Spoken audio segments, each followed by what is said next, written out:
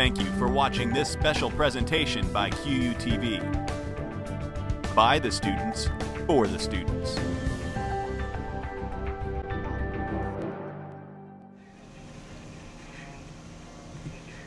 Welcome to the 2013 home opener of Jack Mackenzie Field here at QU Legend Stadium at North Campus.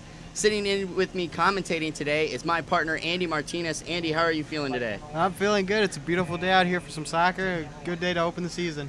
All right, well, today is going to be a hot one for all the players out on the field. Forecast is 94 degrees right now. Humidity at 29%. Thank God it's not very higher than that.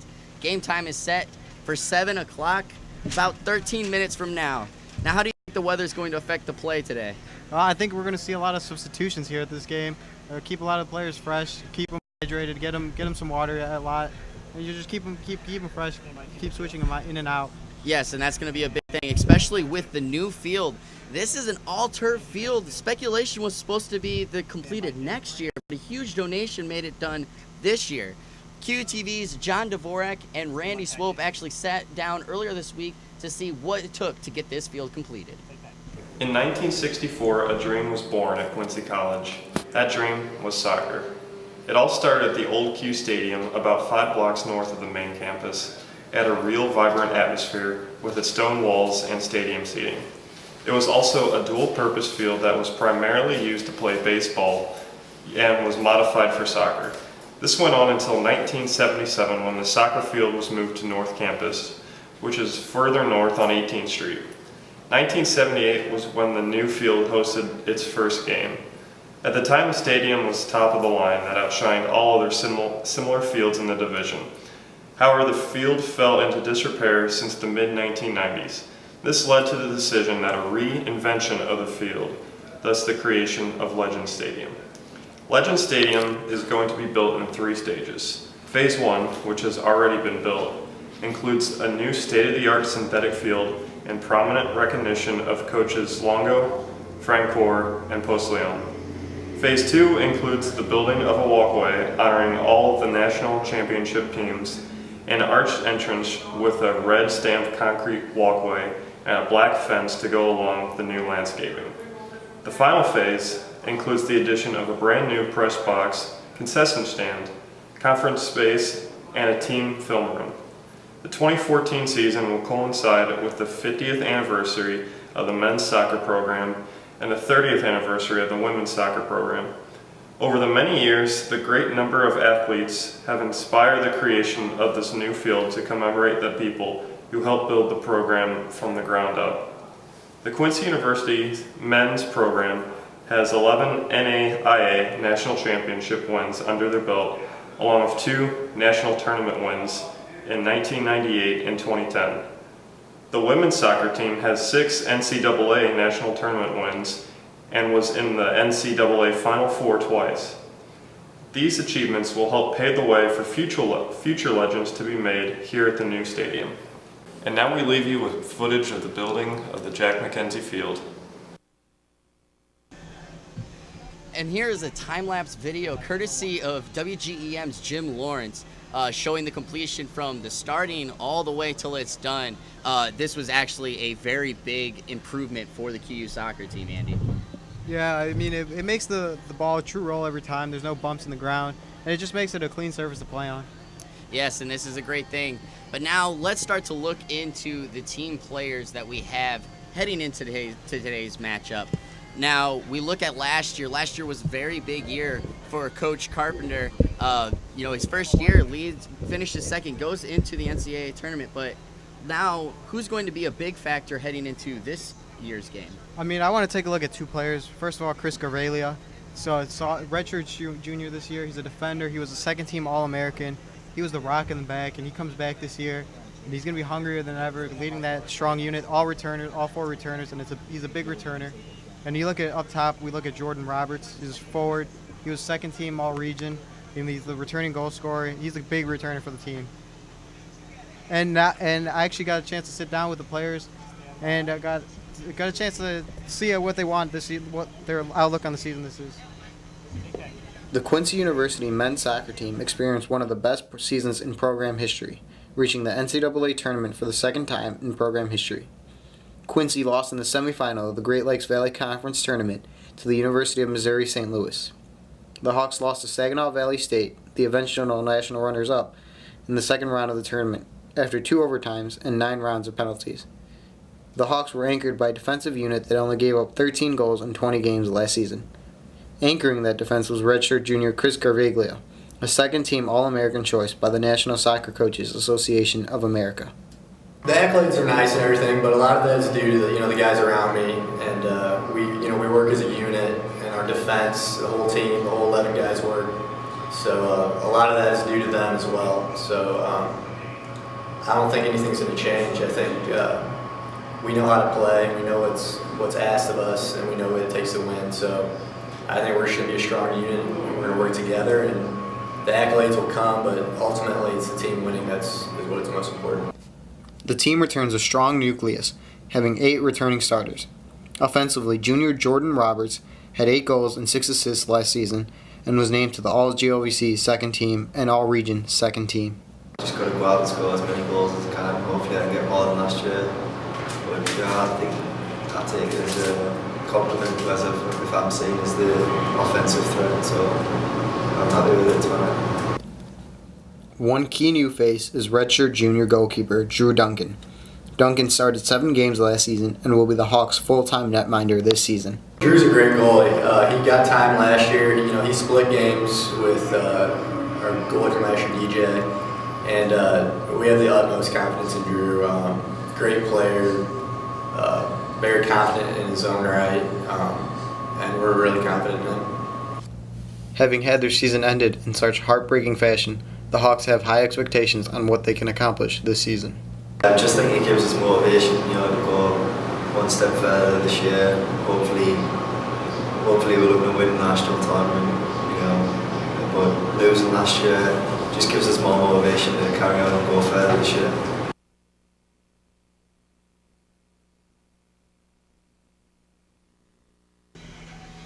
And that was a look at some of the players off the team, but I know there was one guy who was not included in this package, and that's one guy we want to talk about is the goalkeeper, Drew Duncan. Now tell us what your thoughts about Drew Duncan are right now.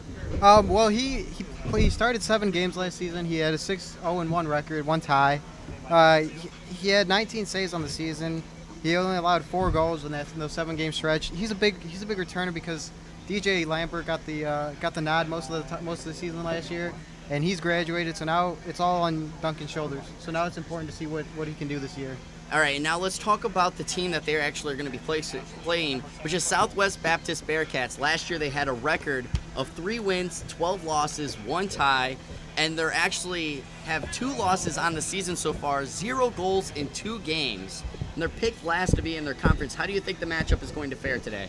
Well, I mean, it's a pretty good matchup for the Hawks. The Bearcats faced Missouri S&T and University of Missouri St. Louis, 2 GLVC teams, and they lost to them both. So this would be a good measuring stick to see how they can fare up against other GLVC teams.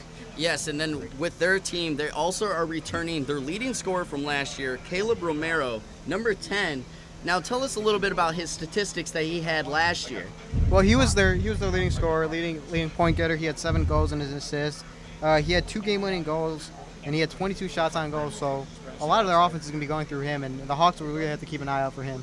Yes, and one key thing, though, to remember is this year so far, Southwest Baptist has been shut out. They have 0 goals in 2 games. They lost the first game 6-0, which is actually against Missouri S&T, another GLVC tournament team, and then 2-0 against University of Southern Missouri St. Louis. This is going to should be an easy matchup for the team, but at the same time, what can you say that the players should be looking at so that they don't come into this overlooking this team? Well, that's the thing, is they already have 2 games under the belt. They're already starting to get their fitness ready. The Hawks, this will be their 2nd game, so they won't have the fitness, and they haven't played out here on this turf yet in a real competitive game. So it'll be important to see, just how they can react to the new turf and, how they play out here. And one quick look, let's look back into Quincy's season last year. Keep in mind it was the first year with Mike Carpenter under head coach. He went 12-2-6, 9-1-5 in the GLVC, but still finished 2nd. They are picked to finish third this year, even though they got a number 15 preseason poll. What do you think? Is that a snub?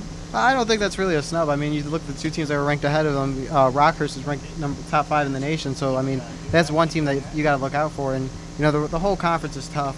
I mean, I think it was 4 out of the 6 teams that made the tournament from the region were all GLVC teams. So, I mean, it's a competitive conference as it is. Yes, and they actually had a game earlier this week against Graceland, which they did lose 3-0.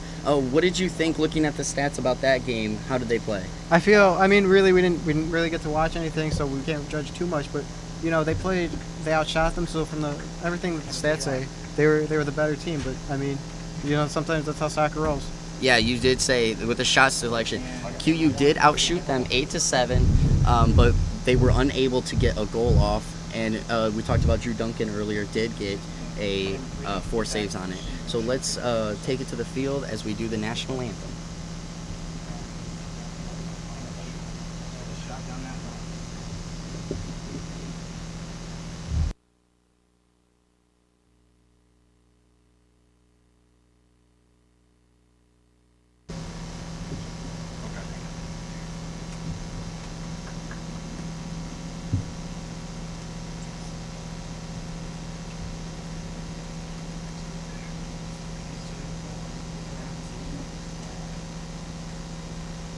Welcome to Legend Stadium on the campus of Quincy University.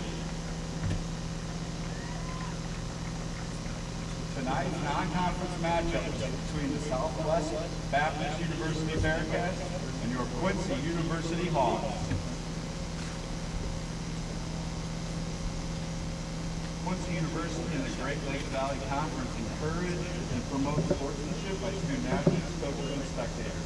Profanity, racial or ethnic comments, or other intimidating actions directed at officials, student athletes, coaches, or team representatives will not be tolerated and are grounds for removal outside of competition. The referees for tonight's matchup, Justin Walker, and he is assisted by Ricardo Sebogina and Keith Gerard. Tonight's roster for the Southwest Baptist University Bearcats, starting in goal, number 1, Austin Haywood. Number 4, Cody Martin.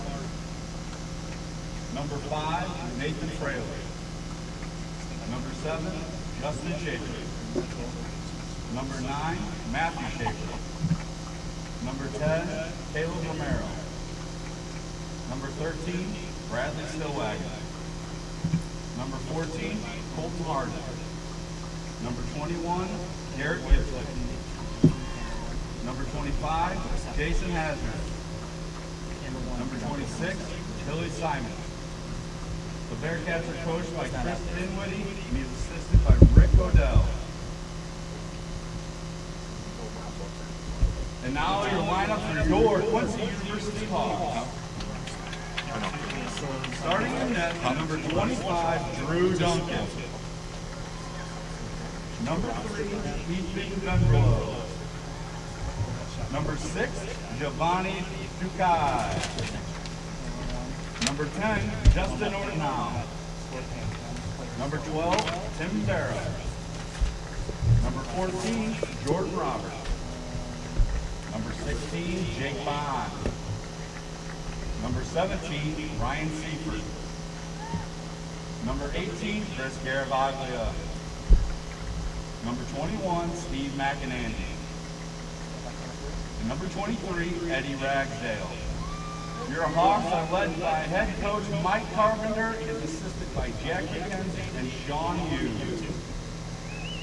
Please rise for the playing of our national anthem.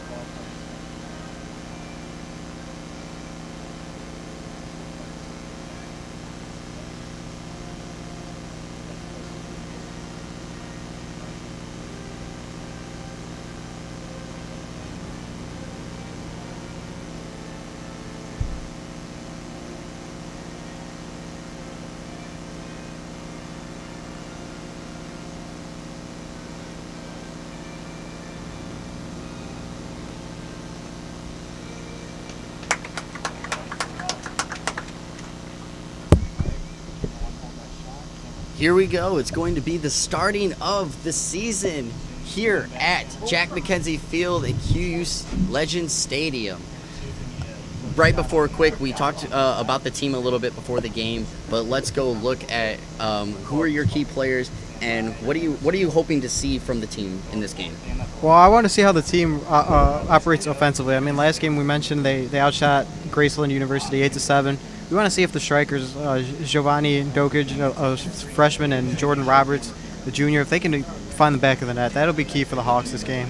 And what do you think Southwest Baptist is trying to get out of today's game? I think they just want to get their team organized, get a feel for them as they look into conference play, just see where their team is at against a good high-caliber competition team.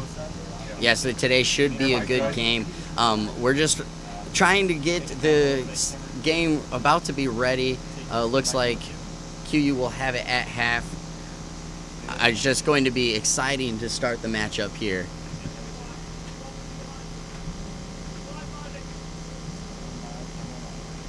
And it looks like we're about to start the game.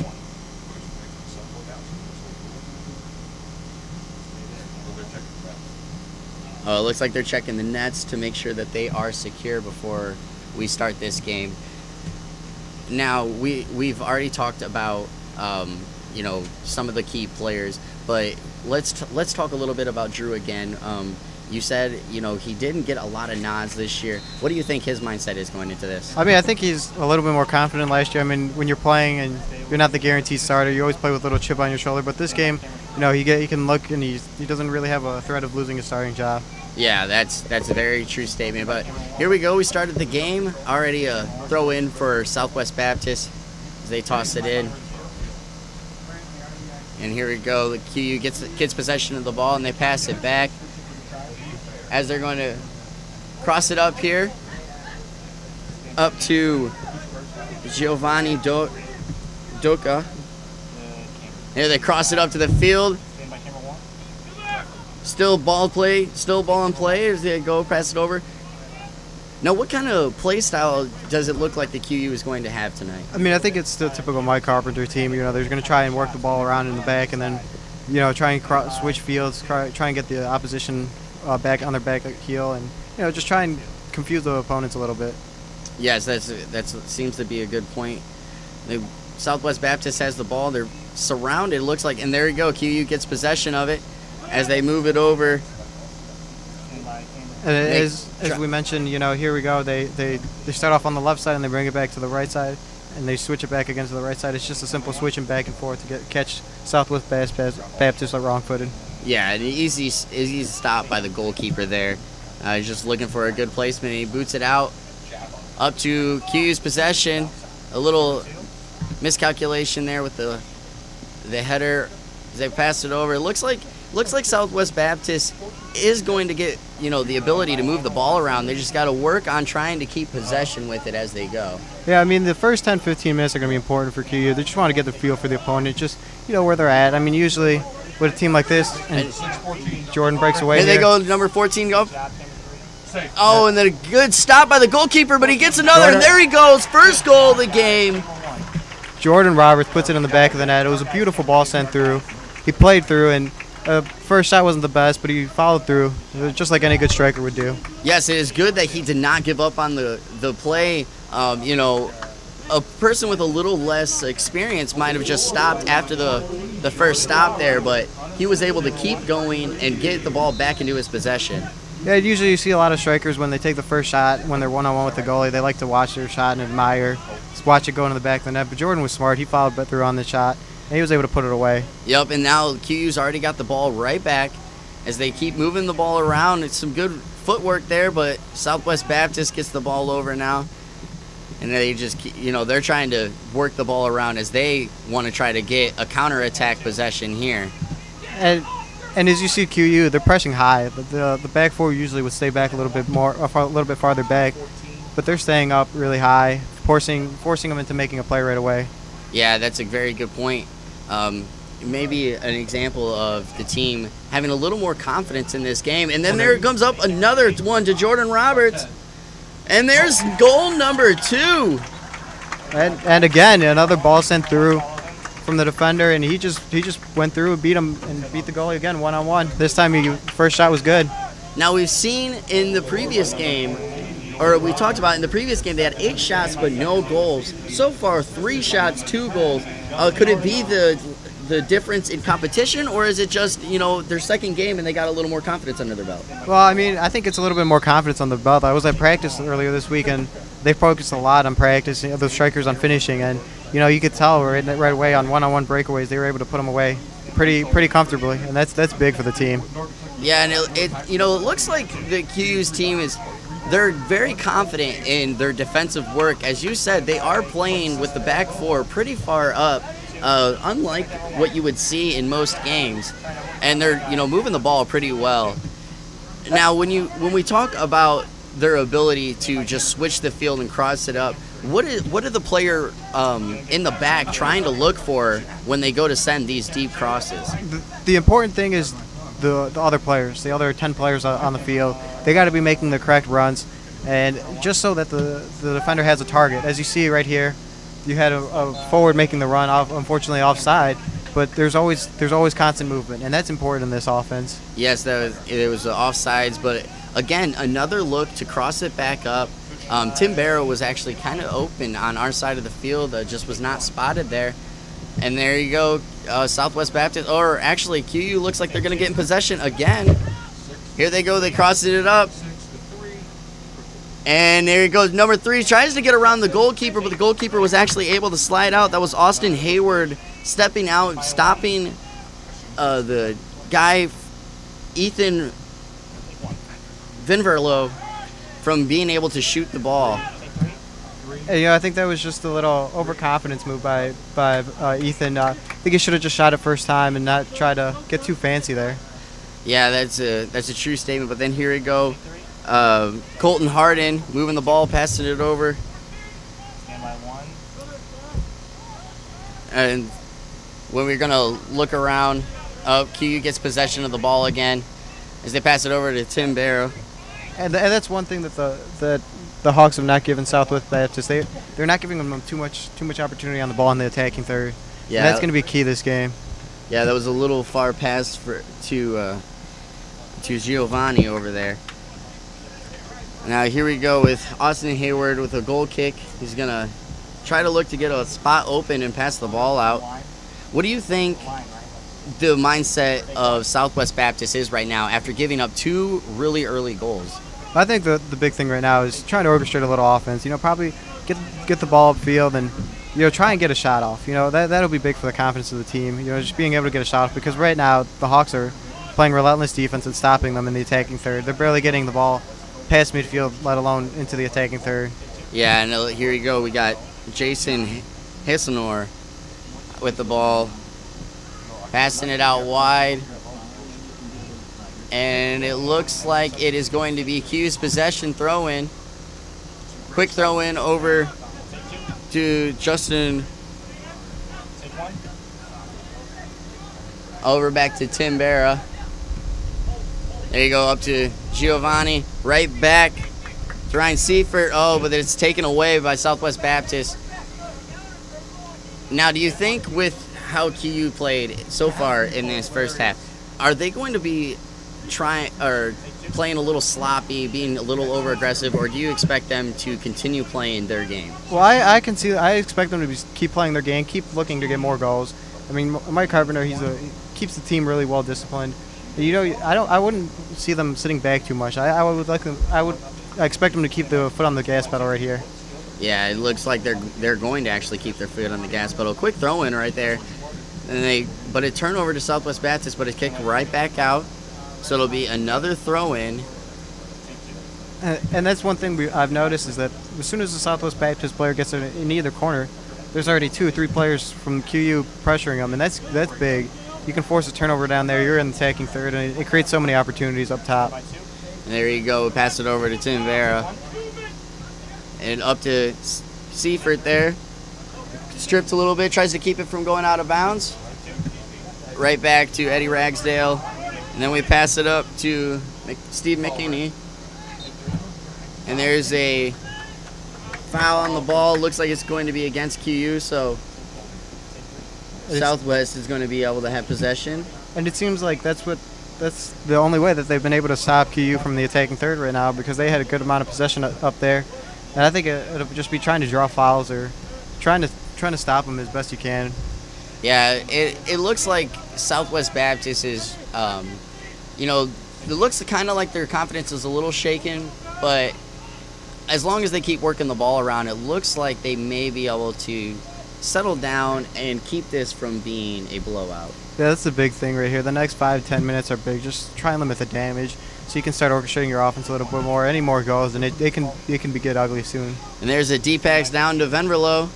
He keeps it from going out of bounds. And then a late whistle, and they're actually... It looks like it crossed the line. And they are going... A late whistle, it did cross the line, so now it's back to Southwest Baptist. That was a very delayed whistle there. I was surprised by that call. I think the linesman... I just think the head ref didn't see the linesman up there with his flag. All right, well, we got 36 minutes left in the first half. QU is up 2-0 against Southwest Baptist. Southwest Baptist just got the ball right back, and then they pass it over to Stillwagon, crossing it up to Gibson. He's right there, but Duncan, easy ball save right there. Good work by the defenders of QU to cut them off from being able to get a wide open shot. Yeah, the midfielder Steve McNanny got caught up, unlucky, and Chris Garvelia, the All-American, comes up and saves him, and Drew Dunk is able to pick up the loose ball. Yeah, but then here goes another turnover for QU as they get a quick possession, trying to but a little too high of a pass to Caleb Romero.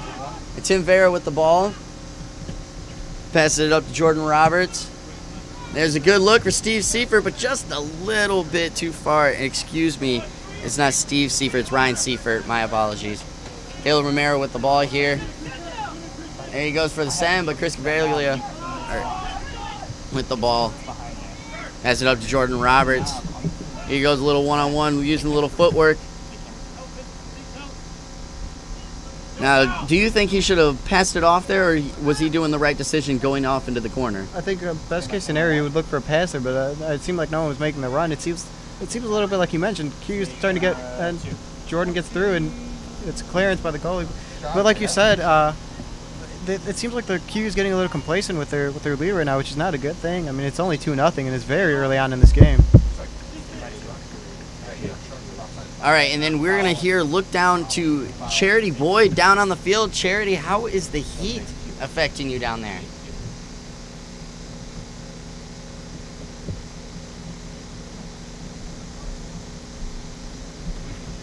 Looks like we're having a little technical difficulties. We'll talk to Chairtye here in just a little bit. But as we look, there's a little kick off to the side.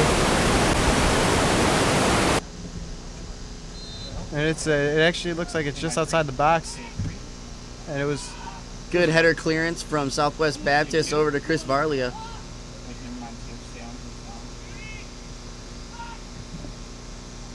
Over back to Southwest Baptist gets it, and now they're looking for a run, but no one's giving them an open pass.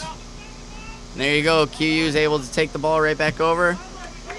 They drop it back down, crossing it over to the other side of the field to Venverlo. As he looks up to Seifert and then over to the side. They're trying to get across. And you got Bond over on the other side. He gets a header, and there he goes. Goal number 3. Great cross. And way to stick with it. There was 2 defenders that could have easily have gotten into the way, but he just kept going after the ball. It looks like the 2 defenders and the goalie were expecting one another to come out and get that ball. And Jake Bond, just a smart heads-up play, just ran through and hit that ball into the back of the net. And it was a great delivery by Jordan Roberts. Put it in the most dangerous zone you could put it, right in between the 2 defenders and the goalie. Now, in that position, with the 2 defenders there, what do you think they should have been looking for? As you said, they looked like they were confused, expecting something different. Well, I think a little bit goes to just the ball that was played over there, the cross by Roberts. I mean, in that situation, it's kind of no man's land. The defender isn't sure whether he should go, the goalie shouldn't go. But I think in that situation, the goalie should come out, let his defenders know that, hey, this is my ball. Yeah, and then here goes another run. Deflection up. Crossed over, but a good deflection right to the goalkeeper as they go and clear it out. It looks like QU isn't, even though they did get complacent there for a little bit, it looks like they're starting to up the pressure again, and then here's a quick save to the goalkeeper again. Now, do you like that they are going to stay aggressive, or should they work on being more skills and works on their passing? I think that's the key right now. I mean, I think, and Jordan Roberts gets through again, the clearance by the keeper. But I think right now the key point should be for the Hawks to just kind of get the ball down.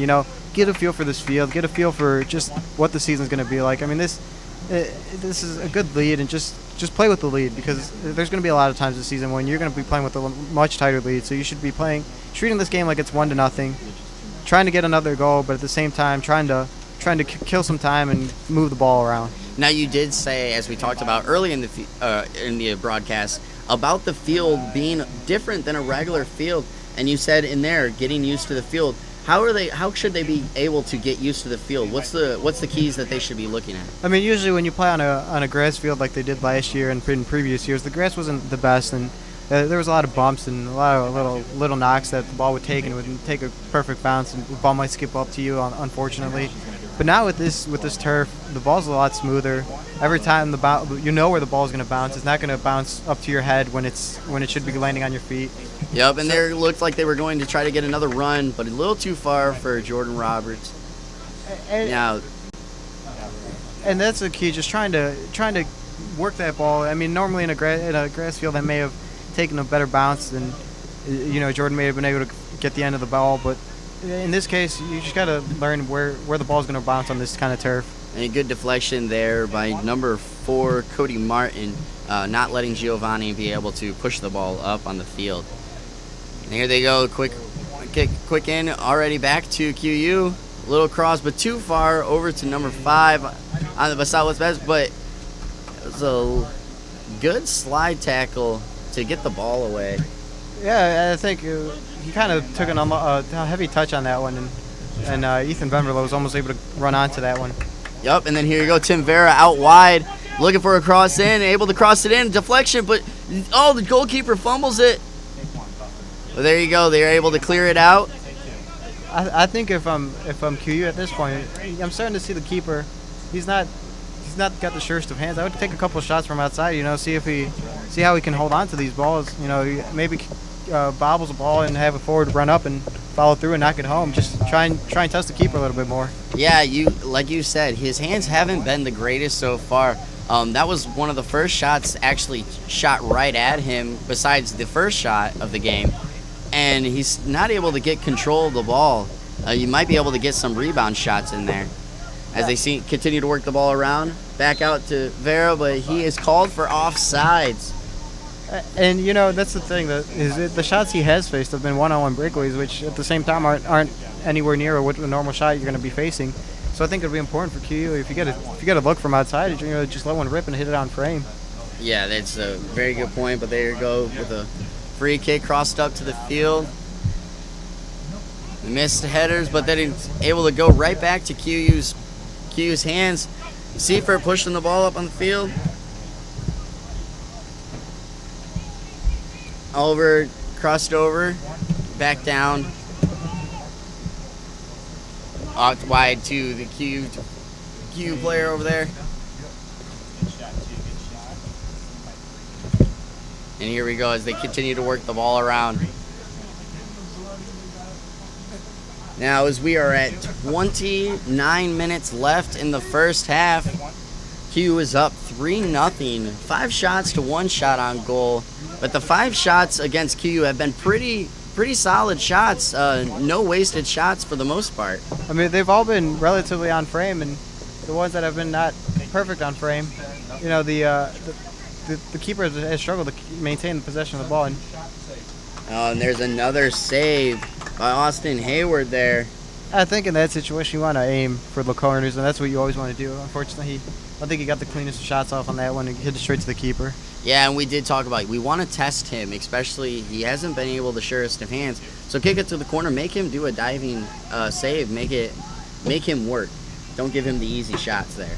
Yeah, I mean, in all honesty, a shot like that really isn't going to test him as much as a shot a little bit lower to his right, a little bit lower to his left, where he might bobble it, and a Scheurer could get a breakaway and put it in the back of the net. Yeah, as QU is starting to work the ball around. There you go, a little place up over to Giovanni. And then there's a little cross up Jordan Roberts, but it was good deflection. He's got Varlia.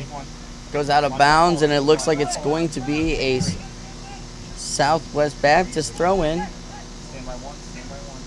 They drop it in. They're going to switch it out for another guy to throw it in. Looks like they're going to try to look to get a good cross in from this, or good throw in from this. Try to get another shot on goal, as they only have one shot on goal so far in the game. But a quick, good defensive work from the QU men, and now they started to move the ball back up the field. And one thing that I've noticed now after they took that 3-goal lead is they've been playing a lot more shorter passes, one-touch passing, and that's big. You know, getting a feel for this ball where the ball will roll a little bit faster, but it'll roll clean, and you just want to get used to that. And that's something you won't get in practice. And they started to get a run out, but they passed it a little too far, right to the keeper's hands. As he gets throw out wide. And they're going to try to work the ball around over to Schaefer and then out of bounds, and it looks like it is going to be Southwest Baptist throw-in again. And right here is where Southwest Baptist has got to get the ball, you know, maintain a little possession and start working the ball upfield, trying to get some attacks going, because they're trying to rely too much on the long ball. And QU is very good up in the air, so they're not going to get too much through the air. So they got to work it a little bit more around the field. Yeah, and now as we're getting deeper into the first half, we're seeing a lot of players start to slow down, lose their energy. Now let's talk about, we said earlier the heat was at 94 degrees. How does that affect a player playing on an all-turf field here? Well, I mean, right now, this late, it won't affect them as much as it did during warm-ups in the first 5-10 minutes of the game, with the sun making it a little bit hotter. But it still makes a difference. It's still hotter, and it's like we said, it was kickoff in 90 plus degrees out, and it's just going to call for a lot more subs. I mean, QU still hasn't made a sub, and neither has Southwest Baptist, but that's also to test the player's fitness. And here we go, a good outrun. Then they're going to cross it in, but a little too far again. Good try to counterattack for QU. I like to see their aggressiveness that they want to. If Southwest Baptist is going to push the ball deep into their fourth of the field, able to get out quickly and try to get a quick score. Yeah, I mean, I think QU is starting to play a little more defensively than they were in the first 15 to 20 minutes. And so right now it's big, just to try and work them. If they do commit a lot of numbers, get them on the counterattack. Get them. They're a lot faster and they're a lot better skilled on the ball. So it'll be a lot stronger if they can go on some counterattacks. Yep, and there's a foul. Is there going to be a quick crossover? Oh, they're not going to let them play it quickly. They're going to have to cross it back over and actually set for the free kick. Now, do you agree with that call there? Should they have let them play the ball on? Well, the ball was still moving. The rules say the ball's got to be stationary. You can't be moving. So I guess in a sense, yes. But at the same time, it's a 3-goal lead. I would start to let the players play a little bit more. And the ref has let the players play for the most part. We haven't seen anything bad, but we've seen aggressive plays, some shoulder throws, and trying to knock people off of the ball. And the ref seems to be allowing some of this aggressive play. Yeah, I mean, at the same time, it seems like the game, Southwest Baptist isn't orchestrating too much of an offense, so you don't want the ref to play a factor into this game where, a bad call and it turns the game upside down. So it's more about just him doing his job. If there's something obvious, call it, and not so much ruin the game for the rest of the players. Yes, that is true, and looks like Southwest Baptist, they're getting a little more possession here in this chance with the ball. And here they go out deep wide, and they go to cross it in, but a good deflection for the QU defender, getting able to run back there and knock it before it was able to cross in. Yeah, the left back for QU right there was able to come back and save the attack and get a corner kick out of that. All right, but it looks like we have the microphone working now, so let's toss it back down to Charity. And Charity, talk about this heat. As we have said, it's going to be a killer for the players. How does it feel down on the field? Once the game first started, we had a scorching 94 degrees. But now, since the temperature is cooling down and the breeze is kicking in, our players don't seem to be affected at all. We're already up 3-0. Thanks, guys. All right, thank you, Charity. For the most part, yes, as you said, the players have been working really well as we are up 3-0. But yes, this heat, even with the sun going down, it is still a factor in this game. But Southwest Baptist over in the corner, able to work the ball around, trying to get something free, but the QU defenders are not letting them cross it in. I mean, they're letting them get into this attacking third now, but as soon as the player gets the ball, there's constant pressure on them and forcing them to make a decision on it. So far, it's been forcing them to make the wrong decision, which is a good thing for the defenders. And here's a quick cross and didn't even really set up for a set piece. What do you think the mindset was behind that? I think they're trying to. Shot save. Oh, there you go. Great save. Great save by Drew Duncan there. But let's go back to that point. What do you think that was the mindset behind that? Well, there was their leading goal scorer right there. Caleb was standing there, and he was ready for a cross, and he was trying to catch the QU defense off guard. But unfortunately, it seemed like the rest of the players weren't, and it wasn't the best of deliveries. But it was also a good save by Drew Duncan there. There's their leading scorer, Caleb Romero, with the ball again. He's crossing it over, trying to get a good assist there, but a deflection out, but not out of bounds. Over to Southwest Baptist as he crosses it back in, over to number 7. As he crosses it over, good little give and go there as they cross it over, and a goal score for number 14, Colton Harden of the...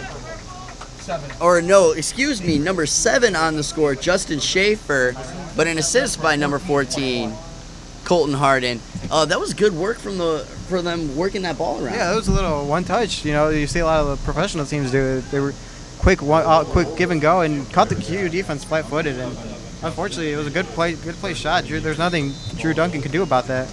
Yeah, and the defense has been playing very well. The 4 defenders in the backfield have been playing very well up until that point. And then it was just, as we talked about, QU working the ball around, trying to get a feel of the field. Southwest Baptist seemed like they finally decided to try to get a feel of the field with those quick little passes. Yeah, that was key because I don't think Quincy was expecting it. I think they were more used to the long ball and the crosses across the field, but it kind of caught them off guard, and that led to the goal. It was a smart play by Southwest Baptist. And what do you think the QU defenders are going to try to do now if they get in that situation again, to try to stop it? Well, I think they were more aware of that situation now. They realize they can't play this little 1-2 touch. They hadn't shown it throughout the whole game, but now they've shown what the team can do. And there's a blow by the whistle. Looks like a foul against Southwest Baptist. There you go. And here's going to be a free kick by the QU team here. They're going to cross into the box, and here it looks like it's going to be a set piece. Now, as an attacker on a set piece, what is your mindset going in for this? I mean, you're making your runs that you practice every day at practice, and you're looking for that open space, and you're looking to get that ball in the back of the net, especially in this attacking position. Here it goes across in, over to the backside. Oh, but off the top side of the foot. Over to the center, and here they go. Southwest Baptist starting to make a run, but number 7, he's pretty tired. There's a good slide by number 23, Eddie Ragsdale. Get the ball back from that attack. There you go. As they move around Seifert over to Vera. Looks like kicks out the ball.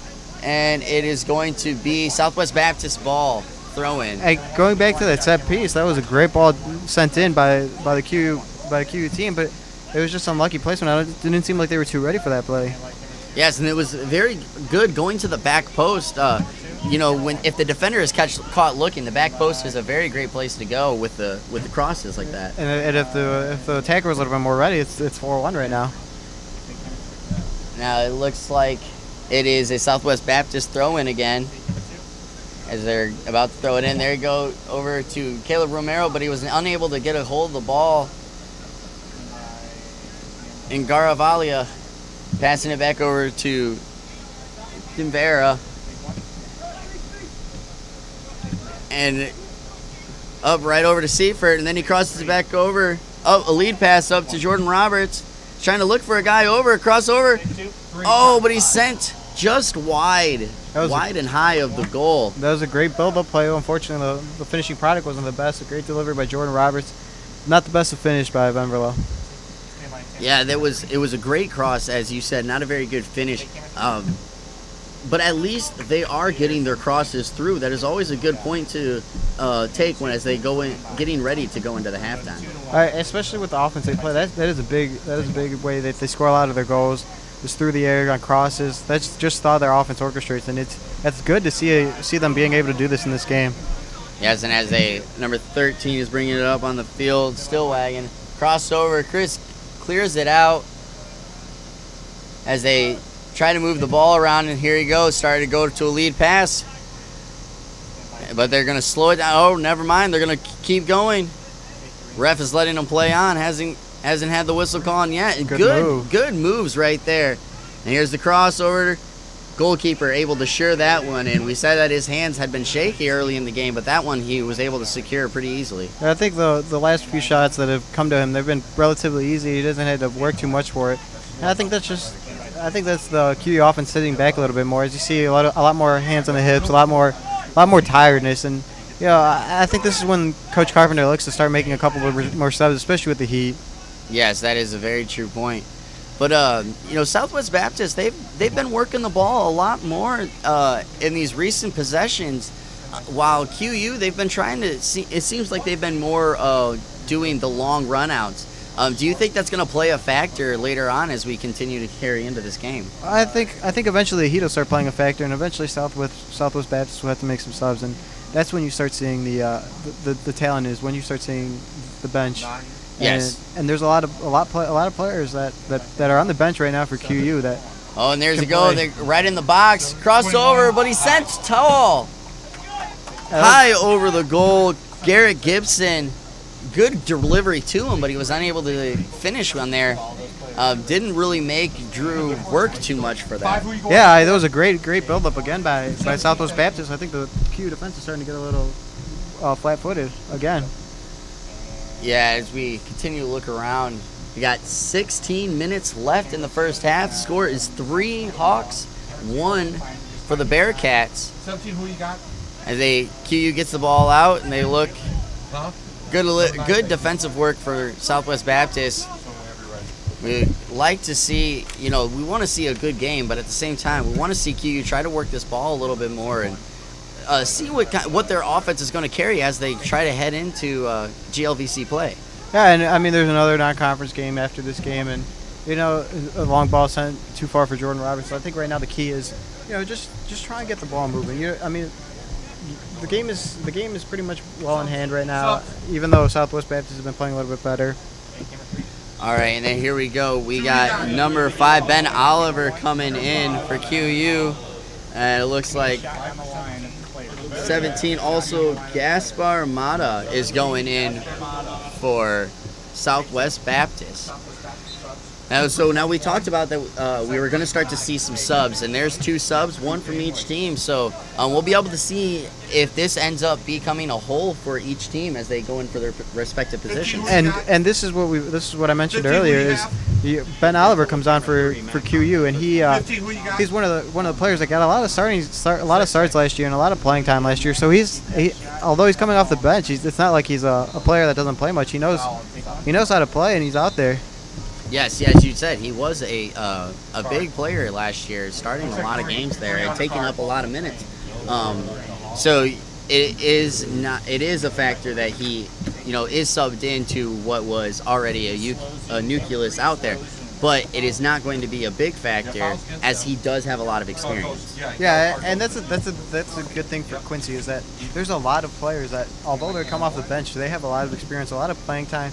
Coach Carp likes to rotate a lot, and a lot of starters play. There's a lot of different starters every game, and that's big for the team. You always lose players to graduation, injury, whatever, and it's just big for a team to be able to say, oh, we lost one player, well, next player is right in line, ready to step up. Oh, and there we go. Tim Vera out wide, crosses it in.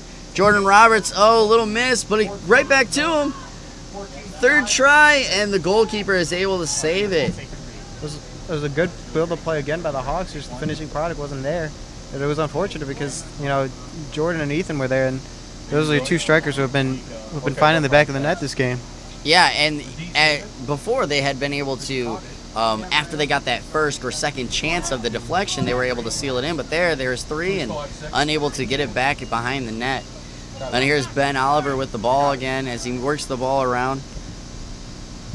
And we're going to move the ball right back. And there he goes. Here goes the long ball again over to Jordan Roberts, but he was unable to settle it, and it goes out the back. Just a bit too long. Going to be a goal kick. We got some more subs here. Number 15 is coming in. Tommy Cooper in for Giovanni. So here we go. As we said, more subs as we start to get closer to halftime, trying to get some of these players some rest because this heat and humidity was a factor. And usually fitness is never a problem for players when they're playing, but it's just with the heat, it kind of takes down your fitness a little bit, and it changes the game a lot. Yes, it does. And, you know, the one good thing about QU is with being such a good team here at QU, they also have a pretty deep bench that they are able to go in without much worries of losing that attacking advantage. Yeah, and that goes back to just how many players can come off the bench. And, if you have to make a sub, a lot of the teams, when you have to go into your sub, you get a little worried whether player X or player Y can step in and fill the shoes of your starter. But with QU, it doesn't seem like they have that worry. I mean, if one player has to come off, they're not worried. The next guy's ready, comes in line. Yes, it is. As we continue to see Southwest Baptist having it in the attacking fourth, the QU's defenders are able to step up and keep the ball out. They're doing a good work. Besides the one goal given up, the QU defenders have been doing very well at pressuring the attackers of Southwest Baptist as soon as they get into the attacking fourth. Yeah, well, I mean, I think that one goal they just caught on flat-footed. It really hasn't been how Southwest Baptist is playing all game. So, now that they keep playing, they're orchestrating their own offense. QU knows what to expect, and I think for Southwest Baptist, they got to start getting a little bit more of those one-touch passing going. Yeah, and as we talked about with QU having a deep bench, they got 14 people on the bench, so they have a lot of people that they can choose from. But the good thing is a lot of those players are able to play. And then here's a great lead pass out to Tommy Cooper, but it went out of bounds. Unable, just a little too far of a lead pass for him. And that's still just their offense. I mean, it was unfortunate you didn't get the right ball, but it's just switching the field and getting the right pass and working the wings to try and get the ball in the middle of your strikers. Yeah, and here you go. The QU starts to get around, but here you go, Southwest Baptist on a counterattack. Ben Oliver almost got it from the back, and there's Caleb Romero, Southwest Baptist's leading scorer last year with the ball. Now he's staying out wide. QU's defenders coming up, or QU's trying to keep them out from going up there. Yeah. And that's a big change from the first 15 minutes to the next 10 minutes, and then after that. The first 15 minutes, QU, as soon as the Southwest Baptist got the ball and they're attacking third, there was 1, 2, 3 guys on them. And then those next 10 minutes when Southwest Baptist started getting a lot of shots, there wasn't as much pressure on the ball. Right now, they're getting a lot of pressure on those And here's attackers. Another lead pass out. Good cross in, but it looks like it's not going to be good enough. He was kind of off balance as he tried to make that cross, but Venverlo was almost able to still get under it. Yeah, that was the right play. I mean, unfortunately, seemed like he was, like you said, it was off balance and he couldn't get the strong enough crossing. And I think if he was right-footed, that would have been a little shaky moment there for the Hawks defense. But that was almost a goal given up. It seemed like bad placement by the QU defenders. But here they go, right on a counterattack. Venvelo over to Jordan Roberts. Is he able to get underneath it? But no, the goalkeeper is able to come out and make that save. And I think the goalie started to fit into this game now. He's a little bit more comfortable. He's coming off his line more aggressively. He's more sure when he's coming out for the ball, and that's a good sign for Southwest Baptist. Yes, it is a good sign for Southwest Baptist, but that's just going to mean it's going to be that much harder for the QU Hawks to try to score later on as we continue to go in this game with that goalie starting to get more settled. And I think that's a big thing for QU. If they want to start putting this game away even more, is that they got to find one here in the next 5 right before half, because you want to get the goalie. He's starting to build up confidence. If he starts to build up confidence, it's going to be that much harder to beat him. Yes, we want to see the QU Hawks continue to score, continue to pressure. make sure that goalkeeper actually is settled in, because as we said, really early in this game, he was very shaky, unable to really control the ball. And QU had his number early in the game, but they've really seemed to take a step back or just at least slow their play as they got into the attacking fourth. And I think you want to, if you want the goalie to build up the confidence, you want to have him build up his confidence because he's making really nice saves. And at this point right now, he's building up his confidence because he's making up routine saves, and that's not good for the Hawks. You want to make him into making spectacular saves to get his confidence going. Yeah, there was a little far cross there, too far for the QU offender, but there you go. Vemberlo out to the side, trying to cross it in, but Southwest Baptist defender is able to stop the ball. And that's right there. There's got to be a trailing midfielder coming in to support Jordan, because Jordan was playing in out for R2 out wide, and there's got to be a midfielder there to support him and find that ball. Yeah, and as we head into 8 minutes left in the first half, it is 3 QU Hawks, 1 Bearcats. As we continue to look at, as you see the first half and as we start to head into the second half, what do you think Coach Carpenter is going to be saying to the team as they in halftime? I think regardless of whether or not you can find a goal right here before half, the key thing is to get another one quickly right after second half. I mean, if Southwest Baptist can go into the half only down 2 after the amount of pressure they sustain in the first 10 to 15 minutes, it'll be big for them and their confidence, and they'll start having belief that they can come back and battle in this game. So if you're QU, you want to get one right here before the half, and if not, you really need one at the start of the second half to kill any confidence that Southwest Baptist will gain. All right, and then and there's an offsides call right there. And now let's take a quick look at what Southwest Baptist. Now, Southwest Baptist, as we said, came into this game, no goals scored. They finally scored a goal. What do you think their coach is going to tell their team as they head into the halftime? I think he's got to be fairly confident. I mean, outside the first 10 to 15 minutes, the team has improved their play a lot, and that's a positive sign, because had QU found 1 or 2 more goals in that opening pressure, this would be a whole different ballgame, and I don't think Southwest Baptist would have a goal. So it's big for them to only go down 2 goals right here at half if they can keep it and maybe even get another one before half. Yep, and here you go as they try to move the ball up, but the ball rolls out of bounds. It's going to be Southwest Baptist's ball. Now Southwest Baptist is trying to get something going right before halftime, continue to build his confidence, but QU's D seems to really be swallowing. As soon as the Southwest Baptist touches the ball, there seems to always be 2 guys right there ready to try to take it right back. Yeah, and that's what was the difference between those 10 minutes when Southwest Baptist had a lot of shots, a lot of pressure, corner kicks. Quincy wasn't pressuring as much as they were early on in the game, and it seemed like maybe Coach Carp told them something, yelled them, and told them something, trying to get them to pressure up on the man on the ball. Yes, and here we go, the QU defenders get a good run, and then here goes the lead pass. And there's a cross in, but it looks like it's going to sail wide, but is it going to stay in bounds? And he tapped it out of bounds, tried to save it from going out of bounds.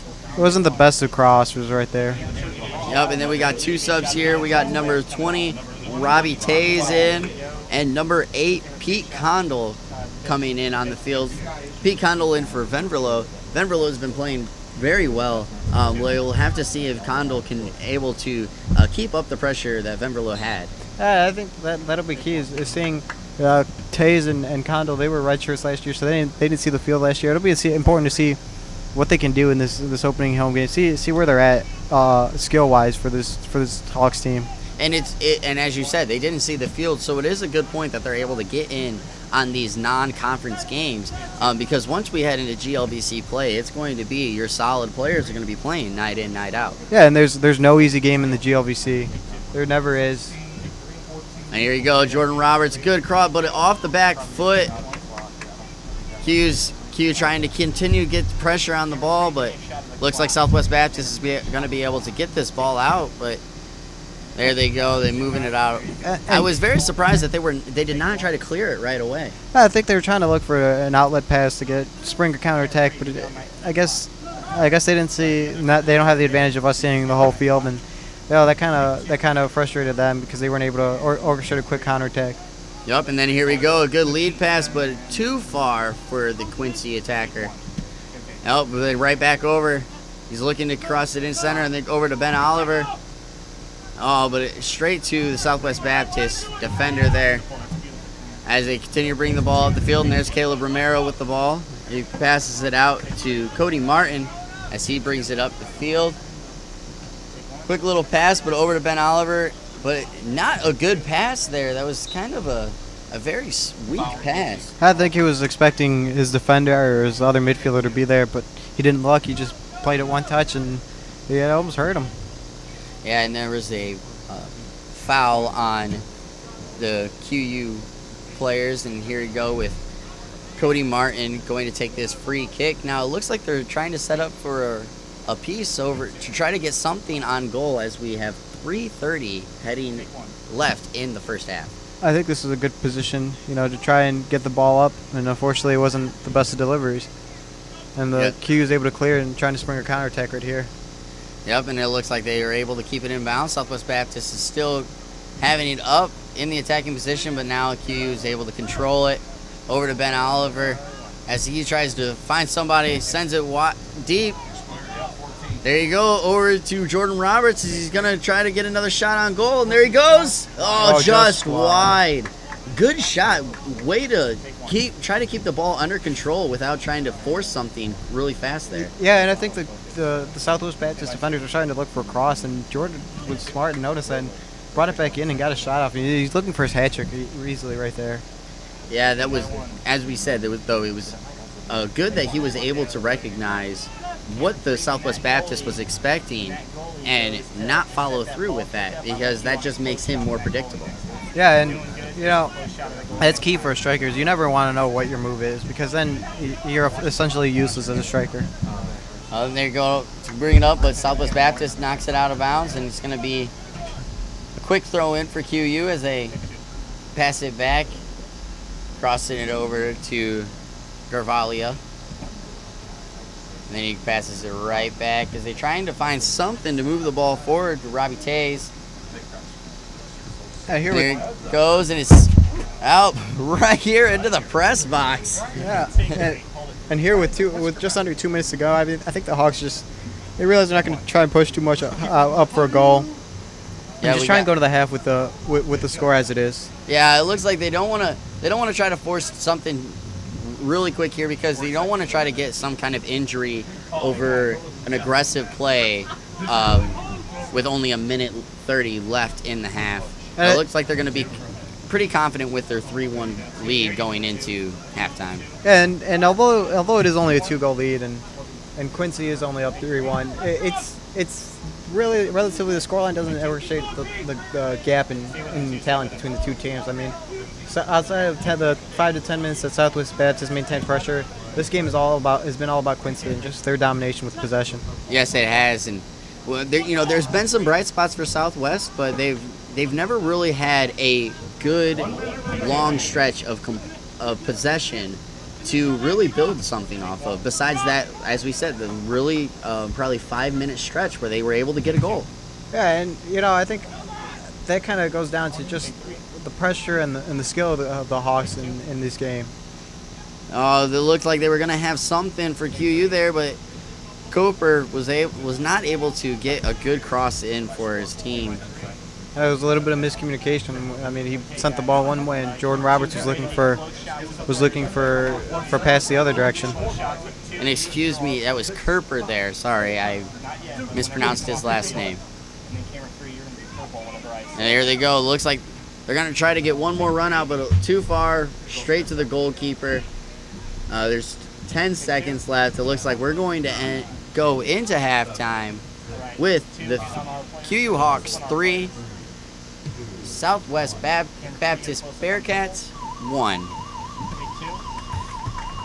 It was great play overall for the Hawks in that first half. There was that 5-minute stretch where they seemed like they got really complacent with how they were playing.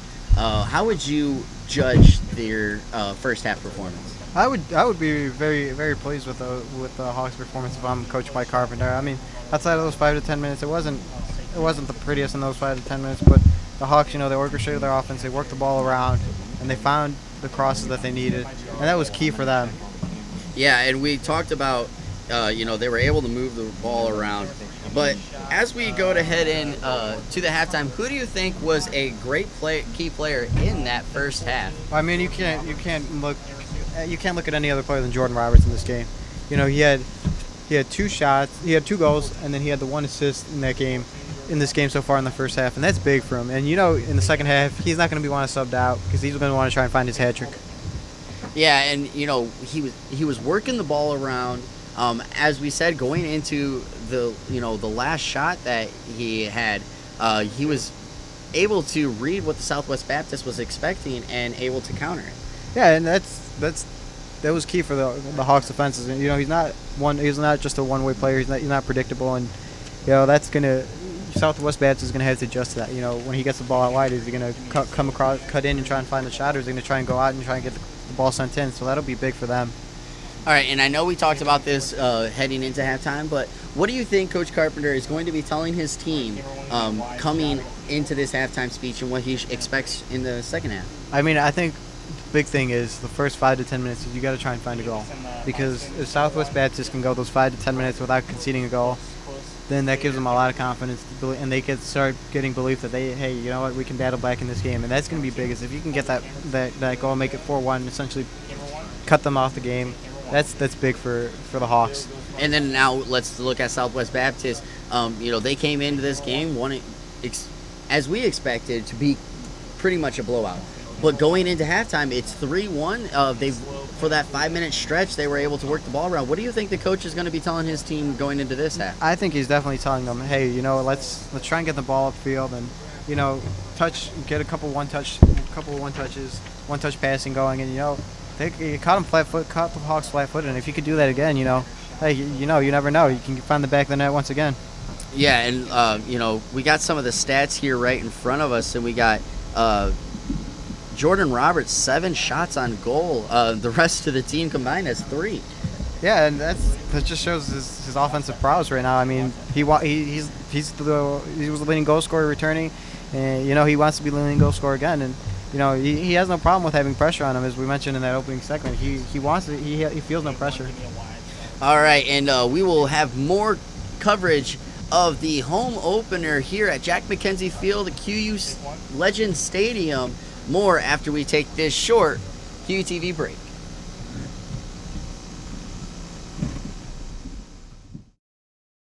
Welcome back. After the first half here at the opening of Jack Mackenzie Field here at QU Legends Stadium.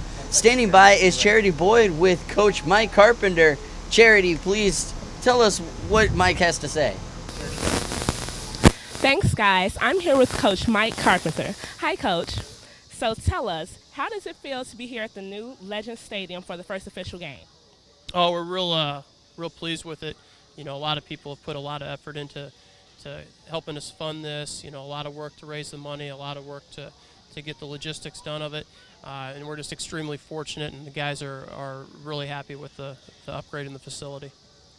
That's great. So what did you think of the team's first half performance?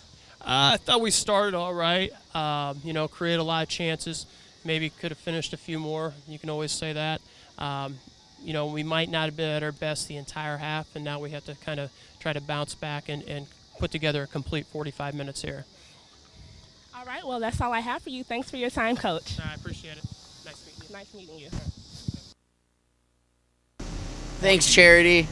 As we said, we talked about earlier in that, Andy, that the team did start off very well, but towards the end they started to get a little complacent. But what do you think they're going to be looking at as they come out? Yeah, I think the big thing is getting a quick goal here. Southwest Baptist, the longer they can keep it at 3-1, the better for them, and they just want to keep it close. And it's big for QU to get that goal, get that separation going, kind of give them confidence. Yes, that's a great thing. We're unable to. Let's get a quick little word about the other great soccer team we have here, the QU women's team. They're heading into this year picked to win. Who do you think is going to be a big factor as we head into this year? Well, I think there's 3 players that are key, and that's a spine of the team, and that's keeper Jody Chappie. She's a senior, Sam Martinez, a redshirt senior, and Ashley Burton, who's a sophomore. Sam Martinez missed all of last season with an ACL injury, and she comes back this year as a redshirt senior, and she'll be the rock in the back for the Hawks. And then Jody Chappie will be just as important in back. You know, vocal goalkeeper. She was all GLVC numerous times, and she's a big component for this team.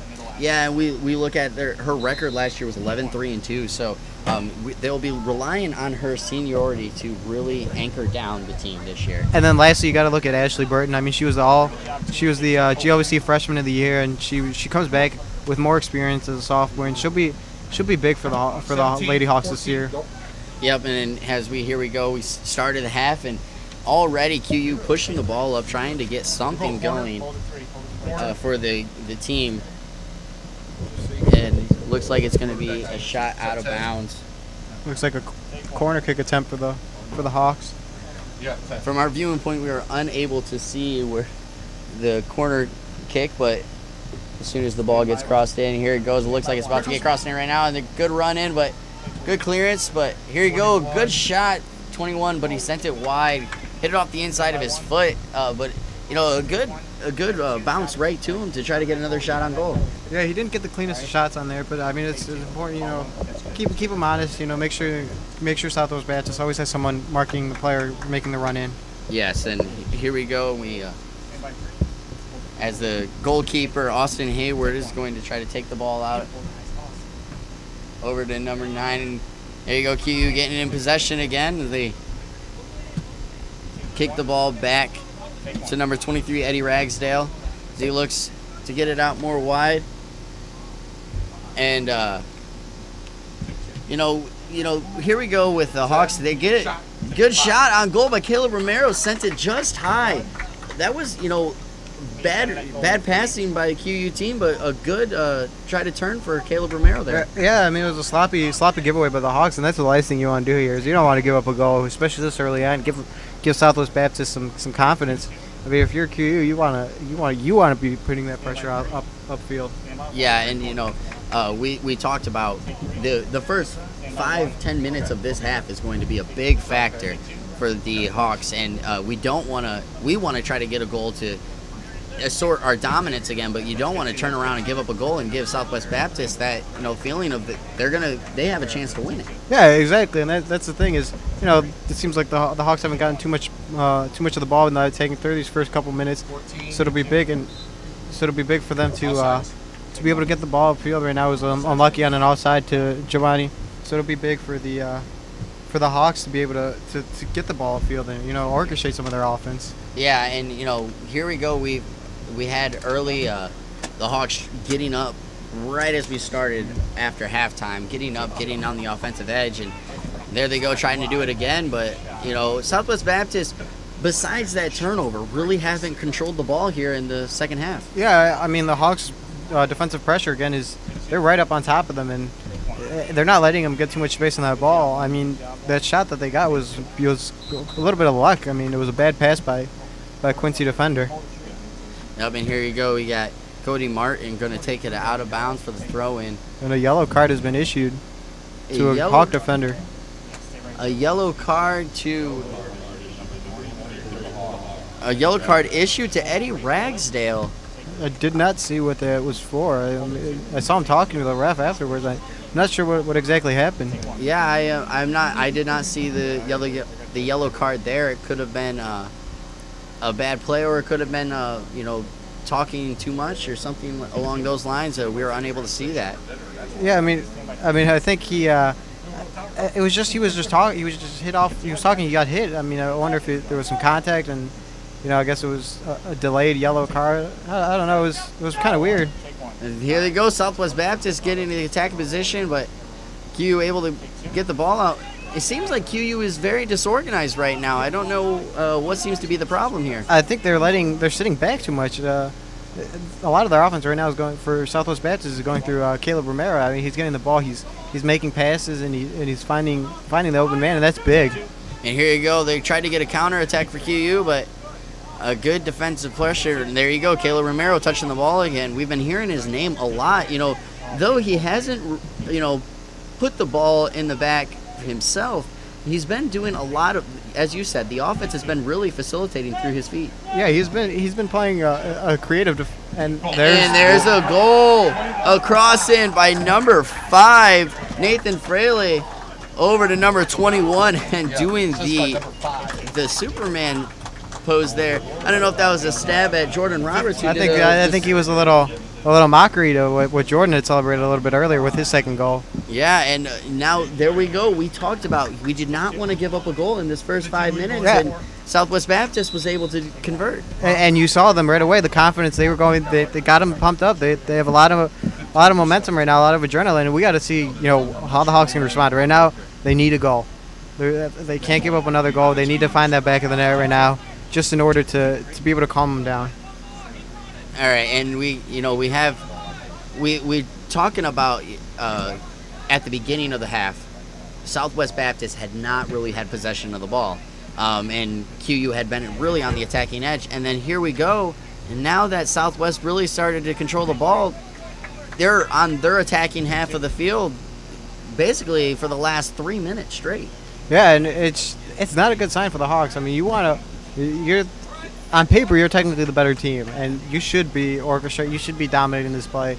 And I think I don't know if it's they're playing to their competition or if they're just complacent with their lead, and it's just not a good sign. Yes, it's not. But here you go, a little lead pass, but good defensive clear there for the Southwest Baptist defender. And number 10 here, Justin Orno is gonna kick the ball in, and Jordan Roberts is bringing the ball up and moving it out wide, trying to get a look, but they're gonna move the ball around. And this is, as if you're Coach Carpenter, that's what you want to see is get the ball up in the attacking third and work to orchestrate the offense. Move the ball around, then find the open seams and try to break down into Southwest Baptist defense. Yeah, and it looks like they're gonna get a deep throw in the corner, and there's a throw in right in front of the goalkeeper, and there's it right there. Giovanni able to get the deep throw in right in front of the goalkeeper and still get it past the goalkeeper before he could get toward the ball. Yeah, and it's his first collegiate goal. The true freshman getting, he was strong right there. He got a strong move, got past the defender to shield off the defender, and you just slipped it past the keeper. And I think the keeper could have done a little bit more with that one, I think. But Giovanni made a perfect move, and that was a good goal. Yes, and as you said, the goalkeeper seemed to have came out to that ball not aggressive, not demanding, the ball to him. It just kind of was hoping that it would just roll to him or something. Yeah, I think he was expecting him to go more for power than to place the ball, and that's why Giovanni just tapped it in. It was a pretty simple goal for him. And but now here goes Southwest Baptist controlling the ball, trying to move it out. And we did talk about that Southwest Baptist didn't want to give up a goal in the early stages. And here you go, actually Jordan Roberts pulling it into the box, but not able to get a good shot off. And here you go, 16 bringing the ball up. Good shot from deep, right to the goalkeeper's hands. Good save by the goalkeeper there. And that's what you wanted to do early on in the half, early on in the game when the goalkeeper was having the surest of hands. And now that you're doing it, I think the keeper has a little bit more confidence. So he's a lot more confident making able those saves. Wasn't the best of shots, but that's what you want to see from the Hawks too. Is you want to be able to see him take some long shots. Yeah, but that was as you said, it wasn't a great shot, but it was a good shot by Jake Bond to try to see if the goalkeeper's hands are as sure as they started to appear as we headed to that first half. Yeah, and he made he won the ball really well. He muscled his man and dribbled the ball field and took a good shot. Unfortunately, it wasn't the best shot. So he should have probably looked to make a pass and start orchestrating his offense a little bit more. Yeah, but as we sat here, as I was saying, we didn't want to concede a goal to Southwest Baptist to give them confidence, but we did. But it seems like even though they were still down, Southwest Baptist started to get a little cocky, and then here they go. They gave up a quick goal right after they scored. Yeah, I think like you mentioned, they just started to get a little bit confident, a little over cocky maybe, and that just ended up hurting them, and QU took advantage and got a good goal out of that. Yep, but now here looks like it's going to be a corner kick for Southwest Baptist as they're trying to set up a piece. And looks like they're right as they're going to cross it in. Here we go, and too far and cleared right back out to another corner. Giovanni just clearing it out of the backside. I think he didn't know how much time he actually had. Just did the safe play and cleared it out for another corner kick. Yeah, I think that's a little bit of inexperience as a freshman. You start a little bit worried about the pace of the game, and you just clear it out too fast. I think as he starts playing more, he'll realize, I had a little bit more time. I could have cleared it out upfield instead of giving up another corner kick. Yeah, and we all know it's a different type of game from high school to college, from college to the pros. So, as we said, there was close call there. He tried to go, the Southwest tried to get a header, but hit right to Duncan. I couldn't tell if it hit him or anything because he looked a little slow after that. I think the forward just tried to get a head in between the keeper's hands and maybe try and pry it free, but Drew Duncan with the safe hands and was able to keep it on. There's Jordan Roberts, good heel kick, trying to loft it up to him, but he a little too far. Yeah, he got a little too strong. I think that was a little cheeky move by him, but when you got 2 goals, if you feel it, you do what you feel. Yeah, but as you said, when you get those goals, you can try something new, try something that you wouldn't ordinarily do in a sure game to, maybe use that in your jack of trades as we get into those close, more competitive games. Yeah, and if you start getting a little bit more confident, you start being able to do it more in more competitive games. It makes you more of an unpredictable player and harder to defend. All right, right there to the goalkeeper's hands, and he boots it pretty deep down to the QU defender, headed it up in the air, and now he tries to head it up forward, but looks like Southwest Baptist was able to control that. And they're trying to move the ball around, and they started to send it wide. Looked like it was out to Cody Martin, who passes it up to Garrett Gibson. He's moving the ball around, able to still keep it, even with 2 defenders. Looks like it's a foul on the QU defender there. Cannot tell from this, but it looks like it might have been Chris Garvalia. Yeah, I think it was just him and Justin were, they're battling out for the ball and got a little aggressive, and maybe a little bit of gamesmanship by the Southwest Baptist player going down and trying to earn the free kick. But regardless, he was able to earn that free kick. Yeah, but now it looks like they're gonna try to get another shot on goal with this free kick, and here's the crossover and right to Duncan's hands, and then he goes out wide. It looks like it's a counterattack out to Giovanni, out wide as they're trying to bring it up, but looks like we talked about the heat and playing a factor into the fatigue of the player, and it looked like Giovanni just didn't have that extra step to try to get out wide. Yeah, I think the heat plays in it a little bit, but I think QU should have been looking from the beginning. Southwest only had 1 player back on that free kick. If you're Quincy, you gotta have a player up there, spring a counterattack, a 1-on-1. Your forwards have already proven you can outrun these defenders, and if you get a 1-on-1 situation, you could be getting a 1-on-1 breakaway against the keeper again. Yep, and then here's the cross deep, but it goes out of bounds right in front of the press box. Gonna be a QU throw in. There he goes, and it's good that we're seeing QU still trying to push the ball up. We saw before when they got the lead, they started to play a little complacent, and they have slowed down their gameplay, in my opinion, in this stretch. But they still are keeping the ball in the attacking half, which is good because you don't want to give Southwest a chance to get a quick score. Yeah, and they are a little bit slower than they have been, but I think that, like we mentioned earlier, the heat plays a big factor into that. But at the same time, it's good that we're seeing them. They have the foot on the gas pedal so far right now. They're not. It seems like they're up 2-0. They're up 2 goals, but they're not complacent. They want more, and that's a good sign. And then here they go. They're bringing the ball across it up to the center, but good clearance by the QU defender over to Southwest Baptist, able to control it. Still in the attacking half of their field. Looks like they're going to bring the ball up, and there's a cross deep, but there you go. Number 16 was able to cross it out, Jake Bond. And now Jordan Roberts down the side of the field, and he still looks like he's got fresh legs. There you go. Good little trick, but a little too far out. And there's a shot blocked. Justin Ornito was able to take a shot, but he was blocked by the Southwest Baptist defender. And that was a good play by Jake Bond orchestrating that offense, finding Jordan Roberts, and then Jordan making some good moves to get into the middle. I think he would have wanted that shot by himself. And there's the president out enjoying the opening of the new field. Looks like he's enjoying it with also athletic director and head basketball coach Marty Bell. That's good to see him out here. I mean, usually there's not too much. They're not often out here, but it's good to see him, especially on a big occasion like here, like this. The opening of the Jack Mackenzie Field. Yes, that's a very good. And look, it's like they're going to get it out. And miscalculation by Southwest Baptist. And then here they go, run it out. But, too far to the goalkeeper. And he was able to, ball came free. But what ref calls a whistle. And I can't tell if it's what they're going to call here. It looks... There's a discussion between the goalie and they're going to give a yellow card to the goalie.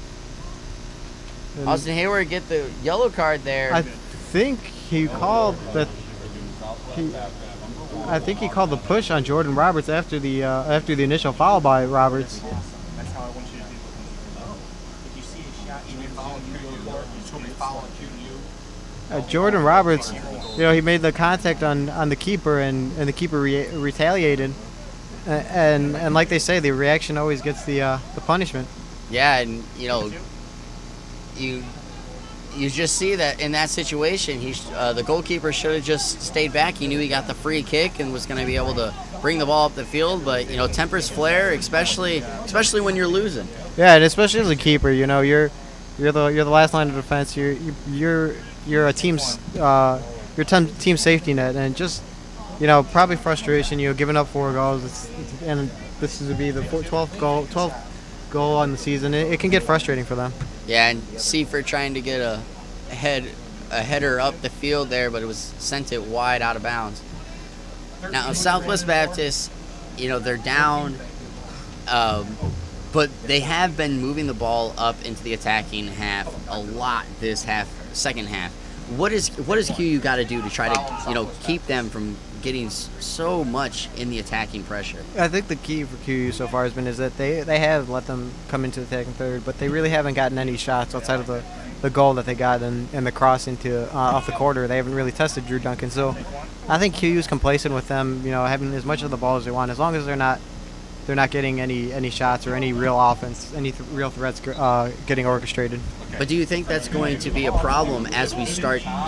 We do have one more non-conference game after this, but do you think that's going to be a problem as we head into conference game, all getting used to the fact of letting the team have a lot of possession? I think it's not so much that they're trying to let them have a lot of possession. I think they have the lead, and they don't want to try and have to push forward and try and orchestrate their offense. They're just trying to see what the defenders can do and put pressure on the other team. Oh, and the goalkeeper tried to punch it out, wasn't able to punch it out to the center of the field, but able enough to not get a good shot off for QU. And here they go, Southwest Baptist trying to get a counterattack, but not much run out lanes for them. Seems like they're also he has really played a factor, and we haven't really seen much subs from the Southwest Baptist team. I think that might have to do with the depth, their lack of quality in their bench, and maybe not wanting to try and risk anything and keeping the same 11 or 12 players playing the whole game. Yeah, and there you go, QU trying to bring the ball up the field, and here you go, number 15, bringing the ball up the field, and there he goes up to the court, crosses it in, and just sends it too high. Not a good cross, in that opinion. No, he didn't get his foot around to that one. He was trying to find Jordan Roberts on that one, the striker in the middle, but he didn't get a foot around there. Unlucky for him. And here we go, the sub for Pete Condell comes in again. We saw him a little bit there at the end of the first half, and now he's got 28 minutes of play that he has a chance to prove himself. Yeah, and he comes in for Jordan Roberts, and moves Giovanni into the striker, the lone striker position. It'll be big to see how the freshman can actually play as a lone striker instead of having to rely on Ethan Venverlo and Jordan Roberts outside. Yep, and here you go, Southwest Baptist trying to bring the ball up the field, and there's a good defend work there, but it looks like it's going to be a Southwest Baptist throw-in, and they're going to toss it back to number 7 here. He works the ball around and passes it over to number 13, Brandon Stillwagon. And, you know, QU's really seems to be packing the box here, trying to, as you said, letting them have possession, but just making sure they're not able to get clean shots off. Yeah, they're giving them possession where they really can't do anything with the ball. Once they get into crossing positions or shooting positions, there's the 1, 2, 3 defenders on top of that player, and it's a good sign for QU defensively. And Drew Duncan telling his man to play up as he tries to move the ball up the field. And there you go, and good lead on header there, but not able to do anything with it. You know, we've talked about it. There's nine shots on goal for the QU, or 9 shots for the QU Hawks to the 4 to the Southwest Baptist, but QU has converted on, you know, good chances. Yeah, and Southwest Baptist's 4 chances outside of the 2 goals really haven't been that great of chances. I mean, they really haven't tested Drew Duncan outside of those 2 goals. And for Drew, those were pretty unlucky, those 2 goals. And whereas Quincy, all their shots have been, you know, they've been on target. They've tested the keeper a little bit, and that's a good sign for Coach Carpenter and his team. Yeah, and you said, you know, Southwest Baptist hasn't been able to really test Drew Duncan, but that's, you know, credit to the defenders of the QU team. Yeah, and you know the defenders, you know, they're doing their job. I mean, all 4 of them are returning starters from last season, and that's just big for a team. You know, returning your back 4, not having to worry about, you know, well, is this new guy going to be able to perform as adequately as our old guy? But it's good just knowing that, you know, these 4 guys, you know, they can play. They don't have to worry about them. Yeah, and as you said that all 4 backs are returning this year, and QU's actually returning 8 of their 11 starters last year. Yeah, and that's big. I mean, the team took second round of the NCAA tournament. They were just. It's a good sign to have for future success to be able to return so many. And there was trying to get a penalty there, but the ref says play on, and almost gave up an opportunity to Southwest Baptist there. Stop it. And there's a shot just wide. Caleb Romero, he's, you know, for the most part, he is getting some really good shots off. Yeah, and we just mentioned, you know, Ben Oliver coming onto the field for Ethan Benverlo. But, we mentioned earlier, you know, as soon as a player gets the ball in the taking position, the QU Hawks were on them. And in this situation, there was no player on him, and he just had a free shot, and he took advantage. Fortunate for the Hawks, it was just a bit wide. And that's one of the good things about the Hawks. We have talked about, you know, their depth and their ability to put a lot of players in. It's a good thing that QU doesn't rely on one single player to really facilitate their offense or defense. Yeah, I mean that's what's been able to shut down Southwest Baptist. Those first 5-10 minutes when they were orchestrating a little offense, and when when the Southwest Baptist was able to get the goal. Caleb Romero was getting the ball a lot, and he was orchestrating the offense, and we really haven't heard much or seen much of him the remainder of this half. Yeah, you know, we said his name a lot in that first 5-10 minutes, and you know, now as we let the play go, haven't really heard anything of the contributions besides that shot that he just took not long ago. Yeah, it seems like the defender, the 2 center backs, Chris Carvelia and Eddie Ragsdale, you know, they've shut down on him. They've realized, you know, heck, this is the guy. He's gonna be their threat. If we can shut him down, we shut the whole team down, and that's big for him. Yep, and then here goes QU getting it in the attacking position. Good lead pass across it over. Good save by the goalkeeper, Austin Hayward for Southwest Baptist. You know, Giovanni was almost with another goal there. Yeah, and Ben Oliver orchestrated that offense, and you know, he found Giovanni on that ball, and you know, he had a chance. It was a good save by the keeper, Austin Hayward, and Jordan Roberts comes in on this play for Giovanni, and I can tell you right now, Jordan will be looking for that hat trick right now. Here you go, and it looks like they're about to cross it in. There it goes, the cross, and sends it out wide right to the QU defender, right to the goalkeeper, and he dropped it. And it's another corner. He was not able. We've said this from the beginning. The goalkeeper not really has these sure hands. He gets the ball in his hands and he seems to drop it. I think in this situation it was more the attacker for QU. He played a big factor and kind of got him a little shaky on that play. Yeah, but you know, here's another chance for, you know, Jordan Roberts to get that hat trick. So there's 10 shots on goal, or 10 shots for QU, 4 shots for Southwest, and there you go. And good header to the back post, but was unable to actually get to connection to anybody. A good flick on by Jordan Roberts. He wasn't looking for a goal there. He was looking for that assist. Oh, and there's a long shot, but was sent it wide. And we sit here and we talking about the QU team, and we got 17 Ryan Seifert back in for the Hawks, and 17 actually for Southwest Baptist. Gasper Mata coming in again. And I think the Hawks, they want one more. I mean, there's 21 minutes here left in the game. They want this one goal, put Southwest Baptist away, make sure they don't get any ideas that they can come back into this game. Yeah, and that's the one thing we do. You don't want to give confidence to the little teams, especially at your home stadium, because as the game drags on and the closer they can be, the more confidence that they have to create a stunner. Yeah, and I think that's why Coach Carpenter brought back Jordan Roberts. I mean, Jordan's. he's the man in form right now. He's got the 2 goals and the assists. He's looking for that third one. And I think that's the player you want when you want that one more goals. You want that person who's in the mood. He's got confidence right now. Now we've sat here and talked about QU playing well, Southwest Baptist playing well, but overall, what do you think has been the biggest problem for QU about Southwest Baptist? I think it hasn't been just what.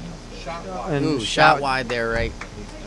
But I think it really hasn't been so much as what Southwest Baptist has done, as more as what QU hasn't done. They've gotten complacent. They stopped playing defense. They stopped pushing forward, and that's where Southwest Baptist has taken advantage. They took advantage they capitalized on QU's mistakes, and that's what you got to do if you're a team who on paper shouldn't be this close to this team. Yes, that's that is a good thing. Sometimes it isn't about what the other team is doing; it's about what your team isn't doing. So exactly, it's a good point that you talked about that. We got 20 minutes still in the second half. It is 4 Hawks, 2 Bearcats. We talked about the complacency of the QU Hawks, and what do you try to do as a coach to keep your team from getting complacent? I think that just goes down to motivation. You got to tell your players you can't just. And there's a slip by Jordan right there on the turf. I wonder how much the turf played a factor in that slip up. But like we said, it's so much you can't get complacent, especially once you start getting into GLVC play. There's a lot of teams. Last season in GLVC play, the Hawks played the last place team, Illinois Springfield, in the regular season finale, and had they won, they would have hosted the GLVC tournament. They were held scoreless, and I think a lot of that just goes down to 17 shot blocked. And a shot by Seifert, and the keeper's blocked. Oh, and Southwest Baptist is able to clear that out.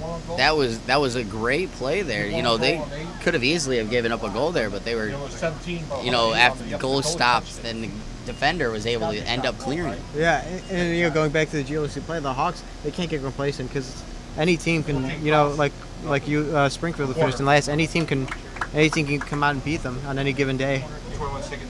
Yeah, you don't want to play to the competition level of the team you're playing against. You want to play to the competition level of the team that's that much better than you. You want to try to keep improving. Even when you're playing those smaller teams, you want to improve from where you were the day before. Yeah, I mean, the thing is always you want to take 2 steps forward. You never want to take a step backward.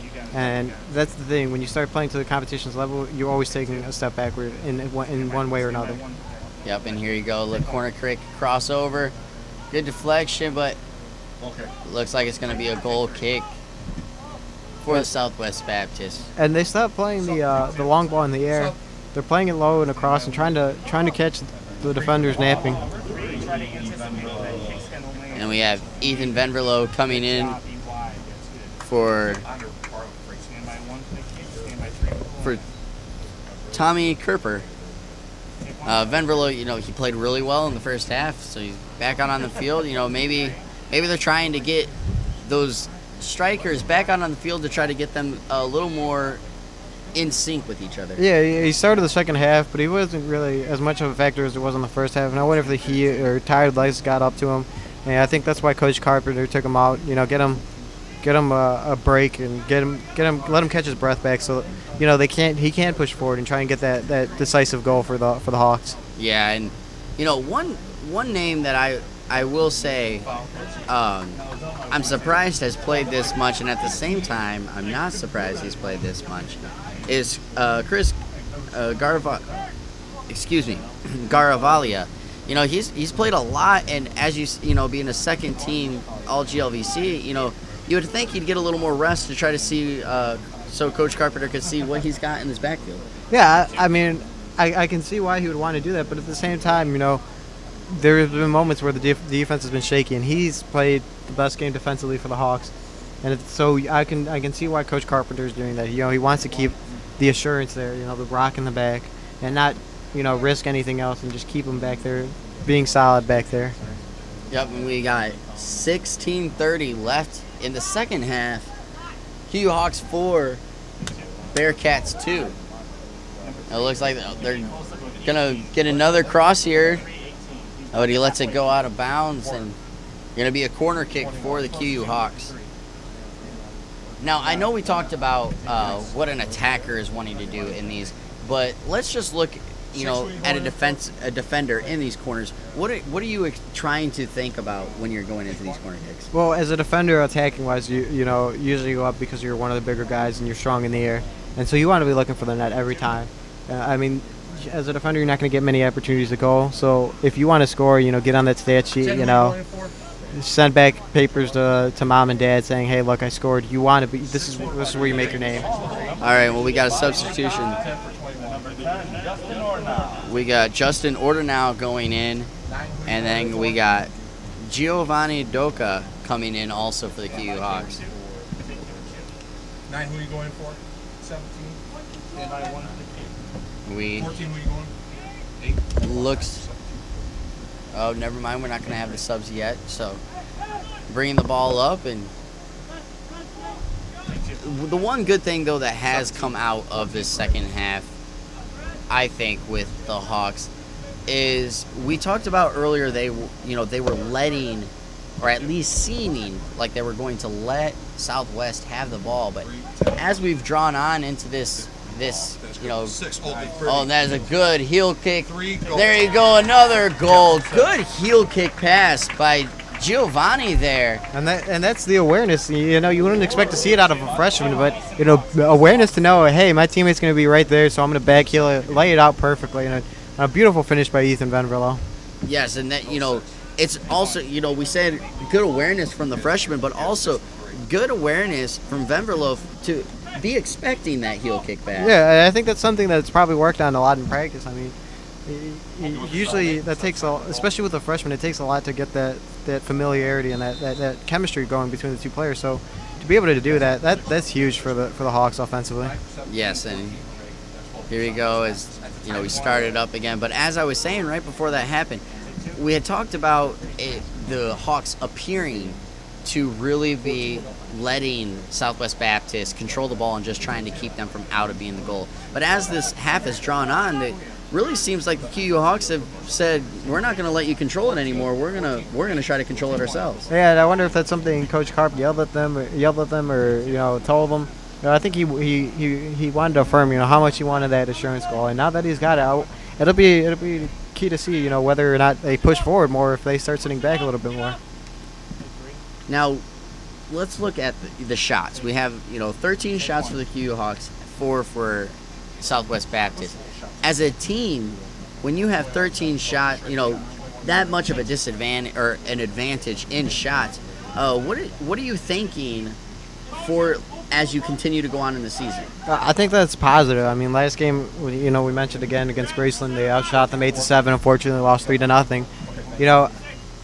It kind of just goes to show you can have as many shots in the world as you want, but at the end of the day, you got to find the back of the net. And it's a good sign to be able to have 14 shots this game and five goals. That's big for the Hawks, especially after last game. Yes, and it's good. Back-to-back games, we are out shooting the opponents, and a simple term that's also used, or a simple saying that's also used in basketball.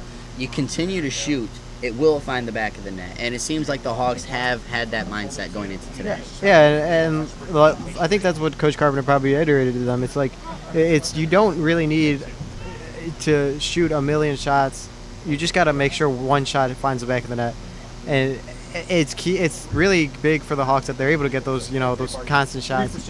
But at the end of the day, you just need to have one that goes into the back of the net. Yep, and here goes a little cross in, but cleared away by the Southwest Baptist defender, but Ben Oliver gets a hold of it. It looks like they're going to get it out wide, and here comes another cross and another clearance from the Southwest Baptist defenders. The crosses in have been working for the QU Hawks, and it's good to see that they're continuing to looking for it and continuing to try to get this to work. Yeah, especially since that's just a lot how their offense works. Especially in a game like this, you're able to get out to the wings and play the ball into the middle. That's big for the team. Yep, and here you go. It looks like they're gonna. Here comes the cross in, and good cross in, good flick on. Able to keep. Oh no. Flag goes up. It looks like across the line, so it's going to be a goal kick for Southwest Baptist. And here we go. We have another substitution. We got Robbie Tays coming in on the field for Tim Vera. Now, we talked about we have two of the redshirt freshmen now back out on the field.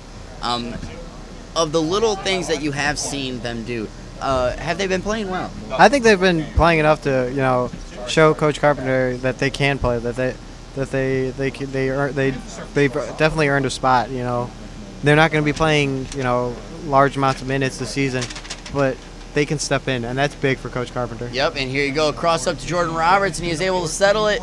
Kicked right at the goalkeeper. Oh, but the Southwest Baptist was unable to clear it, but they are able to get back under control there. That was pretty close for Jordan, almost getting that hat trick. And he really wants it. I mean, he's trying everything, and unluckily for him, he's not finding that back of the net. Oh, but here you go, another lead out to 13, but Drew Duncan able to safely slide in and stop that ball. Looked a little scared there that they were almost going to be able to get that extra goal. Yeah, he caught the two center defenders flat-footed, and he got through. But Drew Duncan came out, and it was a lot of confidence, and especially with the lack of really chances that he's had to face this game. Yep, and then here comes another substitution. We got Steve McInerney coming in on the field for number 5, Ben Oliver. And there you go, a good throw in. But the Southwest was able to get back there. It looks like it's going to be another corner for the QU Hawks. Really been able to get these corners, for the most part. Unfortunately for them, they really haven't been able to do much off of them. Hopefully, this one they can orchestrate some offense. But, you got to corner kicks are nice and all, but it's just like the shots. If you're not finding the back of the net or if you're not hitting frame, it really doesn't matter how many you have. Yep, and we are at 10 minutes left in the second half. QU Hawks 5, Bearcats 2, and here comes the cross in, and QU gets a head on it, but cleared out to the Southwest Baptist player as he starts to bring up the field, and there you go. Caleb Romero looking like he expected his teammate to run forward a little more, but was unable to get it, but it looks like it's offsides on Jordan Roberts there. Yeah, I think he was just caught trying to come back. Unfortunately, he was offside. And unlucky for the Hawks in that situation. And there you go. It's going to be an easy pickup for Drew Duncan, but he actually taps it up, and QU Hawks look like they're going to try to move the ball back out up the field quickly, but now they're dropping it back. Now, do you think that, for the most part, how would you rate today's game?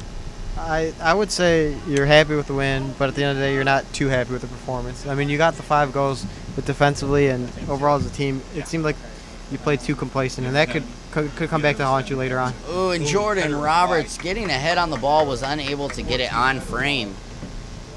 We've said it. Jordan Roberts is really looking like he wants to get that hat trick. We have a substitution here. Andrew Mulhall coming in on the field for number 21, Garrett Gibson, and then we also got number 8, Brad Tippin, in for number 7, Justin Schaefer. And Jordan, his first three shots, 2 of them found the back of the net, and he actually steals that goal kick. We've talked about trying to get a feel for the field, and some of these we're getting the interception, but then the ball, but then we also seem to like we're losing track of the ball. Could that be a part of the field? I think it plays a little bit, but at the same time, I think it's really early in the season. It's the second game of the season. I mean, they've been practicing for a while, but at the end of the day, I mean, game practice isn't the same as playing in a real game. So I think that kind of also plays into a factor. And it's good to have a game like this where you can get your feet wet and get used to everything and just start playing more along on for the rest of the season, especially for conference play.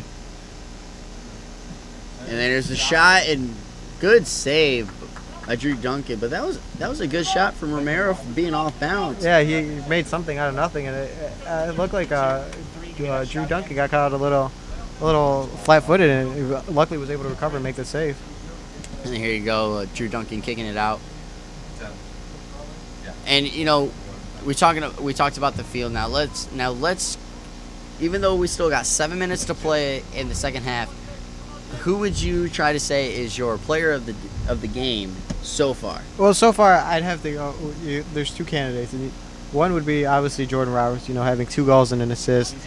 I mean, he started off the offensive attack for you, and he was big. And I think my second would be Chris Carvalho. He's been a rock in the back. He's made a lot of saves defensively, and while the rest of the defense hasn't been perfect, he's also made some big saves to kind of lead by example in a way. Yeah, and we said that he second team GLVC, you want him to come back. Or excuse me, second team All-American. You want him to come back and be that rock, and so it's good that he is stepping up and really trying to be that centerpiece. Yeah, and it's big for the rest of the players. I mean, this game isn't going to be perfect because it's your first home game, second game, and a beautiful shot. Look at the shot by Ryan Seifert there. That was beautiful. There's not much to say about that. I mean, he got the ball and he shot it where no goalie would have been able to stop that. That was a beautiful shot, beautiful placement. And that was great though that he saw the opening, the shot open and was able to take it. And that could be due to his seniority. We got Tim Barra coming in for number 16, Jake Bond. But yeah, it was that could be his his experience, able to see that shot and take it. Some might have tried to dribble it in, and he was smart because he was able to test the keeper on that one, because I mean, like we said, the keeper hasn't had the surest of hands, and it's big to be able to test the keeper in a situation like that. Yeah, and we also had Ben Oliver come in for number 23, Eddie Ragsdale there. Oh, here we go. Ben Oliver is going to be coming in now for Eddie Ragsdale, excuse me. 10 on the yellow. And QU player looks like to have gotten a yellow card. It was number 10. Jorson Orna got the yellow card. I was unable to see what the yellow card was for that. I think he had a few words for the referee, and the referee did not take too kindly to that. That's actually the 3rd yellow card issued today. Yeah, and that's another thing. I mean, we haven't talked about it much, but that's something. If you're a Hawk, if you're Coach Carpenter, you wanna clean that up. Yeah, especially in a game like this. After I think it's 5 yellow cards, you're suspended for a game. You don't want that, especially stupid yellow cards like that. Those come back to haunt a team, especially if a player gets suspended for a key game. Yes, and especially we have one more game, and then we're heading into GLVC play, and we don't.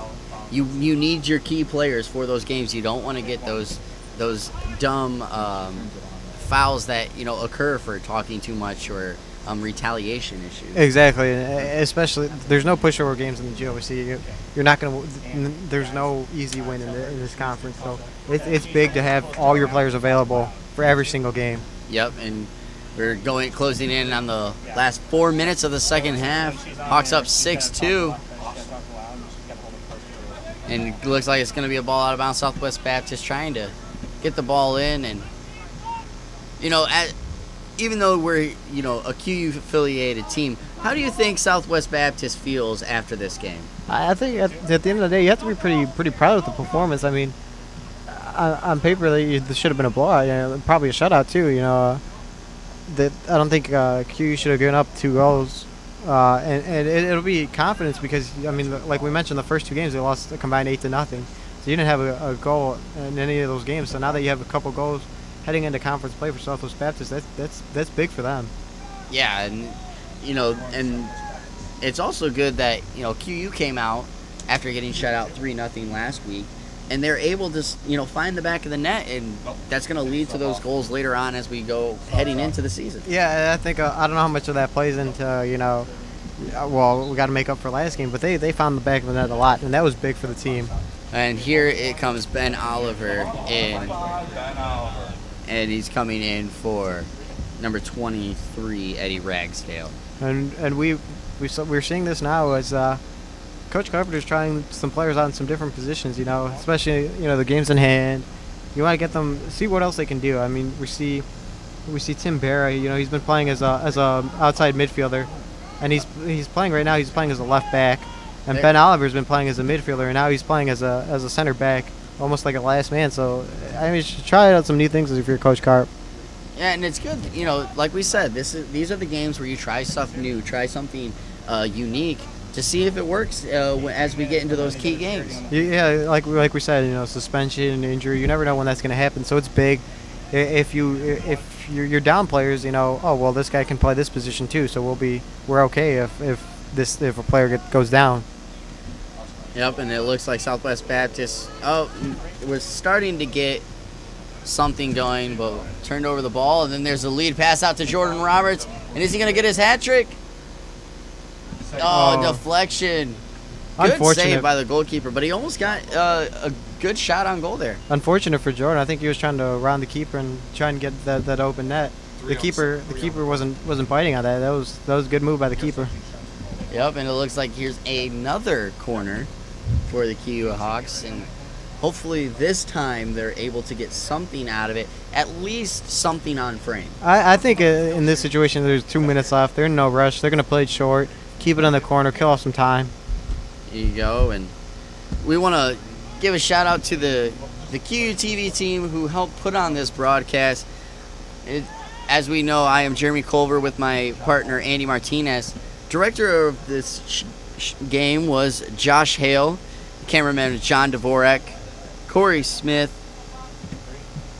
Mack Buse, Ashley Cahill, Jacob Scheurer, sideline reporter Chairtye Boyd. Mack Burge, sideline reporter Chairtye Boyd, and our go-to people Sarah Vahlkamp, Randy Swope. We got 1 minute left in the game. Southwest Baptist starting to get something, and seems like every time I say they're starting to get something going, they turn the ball over. That's a little bit of the commentator's curse in that situation, and unfortunately, it's not helping Southwest Baptist in this game. Yep, we got 50 seconds left. So we're coming to the close of the first regular season game here at the new Jack Mackenzie Field, QU Legends Stadium. Looks like the final score is going to be Hawks 6, Bearcats 2. Weren't any late score here, but I wouldn't put it past him. It looks like Jordan really wants to get that goal. And now 15 seconds left. Let's see if Southwest can push forward and get something offensively going right now. Nope, it looks like that is going to be the end of it.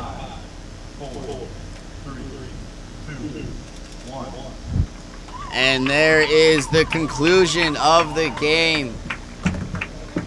QU 6, Southwest Baptist 2. Now, we talked all game long, but how do you think the game overall was for the QU Hawks? I think you're satisfied, but you're not happy. you got the win. That's good. You're 1-1, and you got 6 goals. I mean, you found the back of the net plenty of times. But at the same time, you gave up 2 goals on really bad goals, and they played a little too complacent, and that's something you got to work on, and that's something that isn't worked on too much on the practice field. It's more, talking to the team and saying, hey, when we go down, we gotta keep pressing forward, and we don't stop. We don't take our foot off the gas pedal. Yeah, and what do you think they're going to be looking for in the future? Yeah, I think you want to keep what you played. This game offensively, you played a perfect game, and that's what you want to look forward to in the next few games. All right, and now we're going to take it down to our sideline reporter. Here's Chairtye Boyd. So that's the game. The QU Hawks win 6-2. The energy out here was very high. The audience was getting involved and cheering us on, and so was the team sitting on the sideline. This overall was a very good game, and energy ran very high. Thanks, you guys. Back to you. All right, thank you, Chairtye. And as you said, it was a very high energy game, but good turnout for the opening of the new field. Yeah, and I think the Hawks have to be happy. At the end of the day, when they look back at this game overall in the season, they're going to be happy that they got the win. Not going to be too worried about what happened, but they're happy with the win, and that's what you got to take away from this game.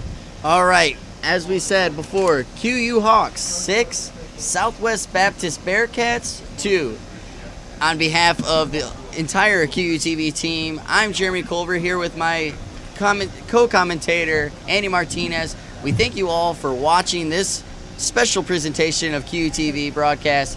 Have a good night, everyone. Thank you for watching this special presentation by QUTV. By the students, for the students.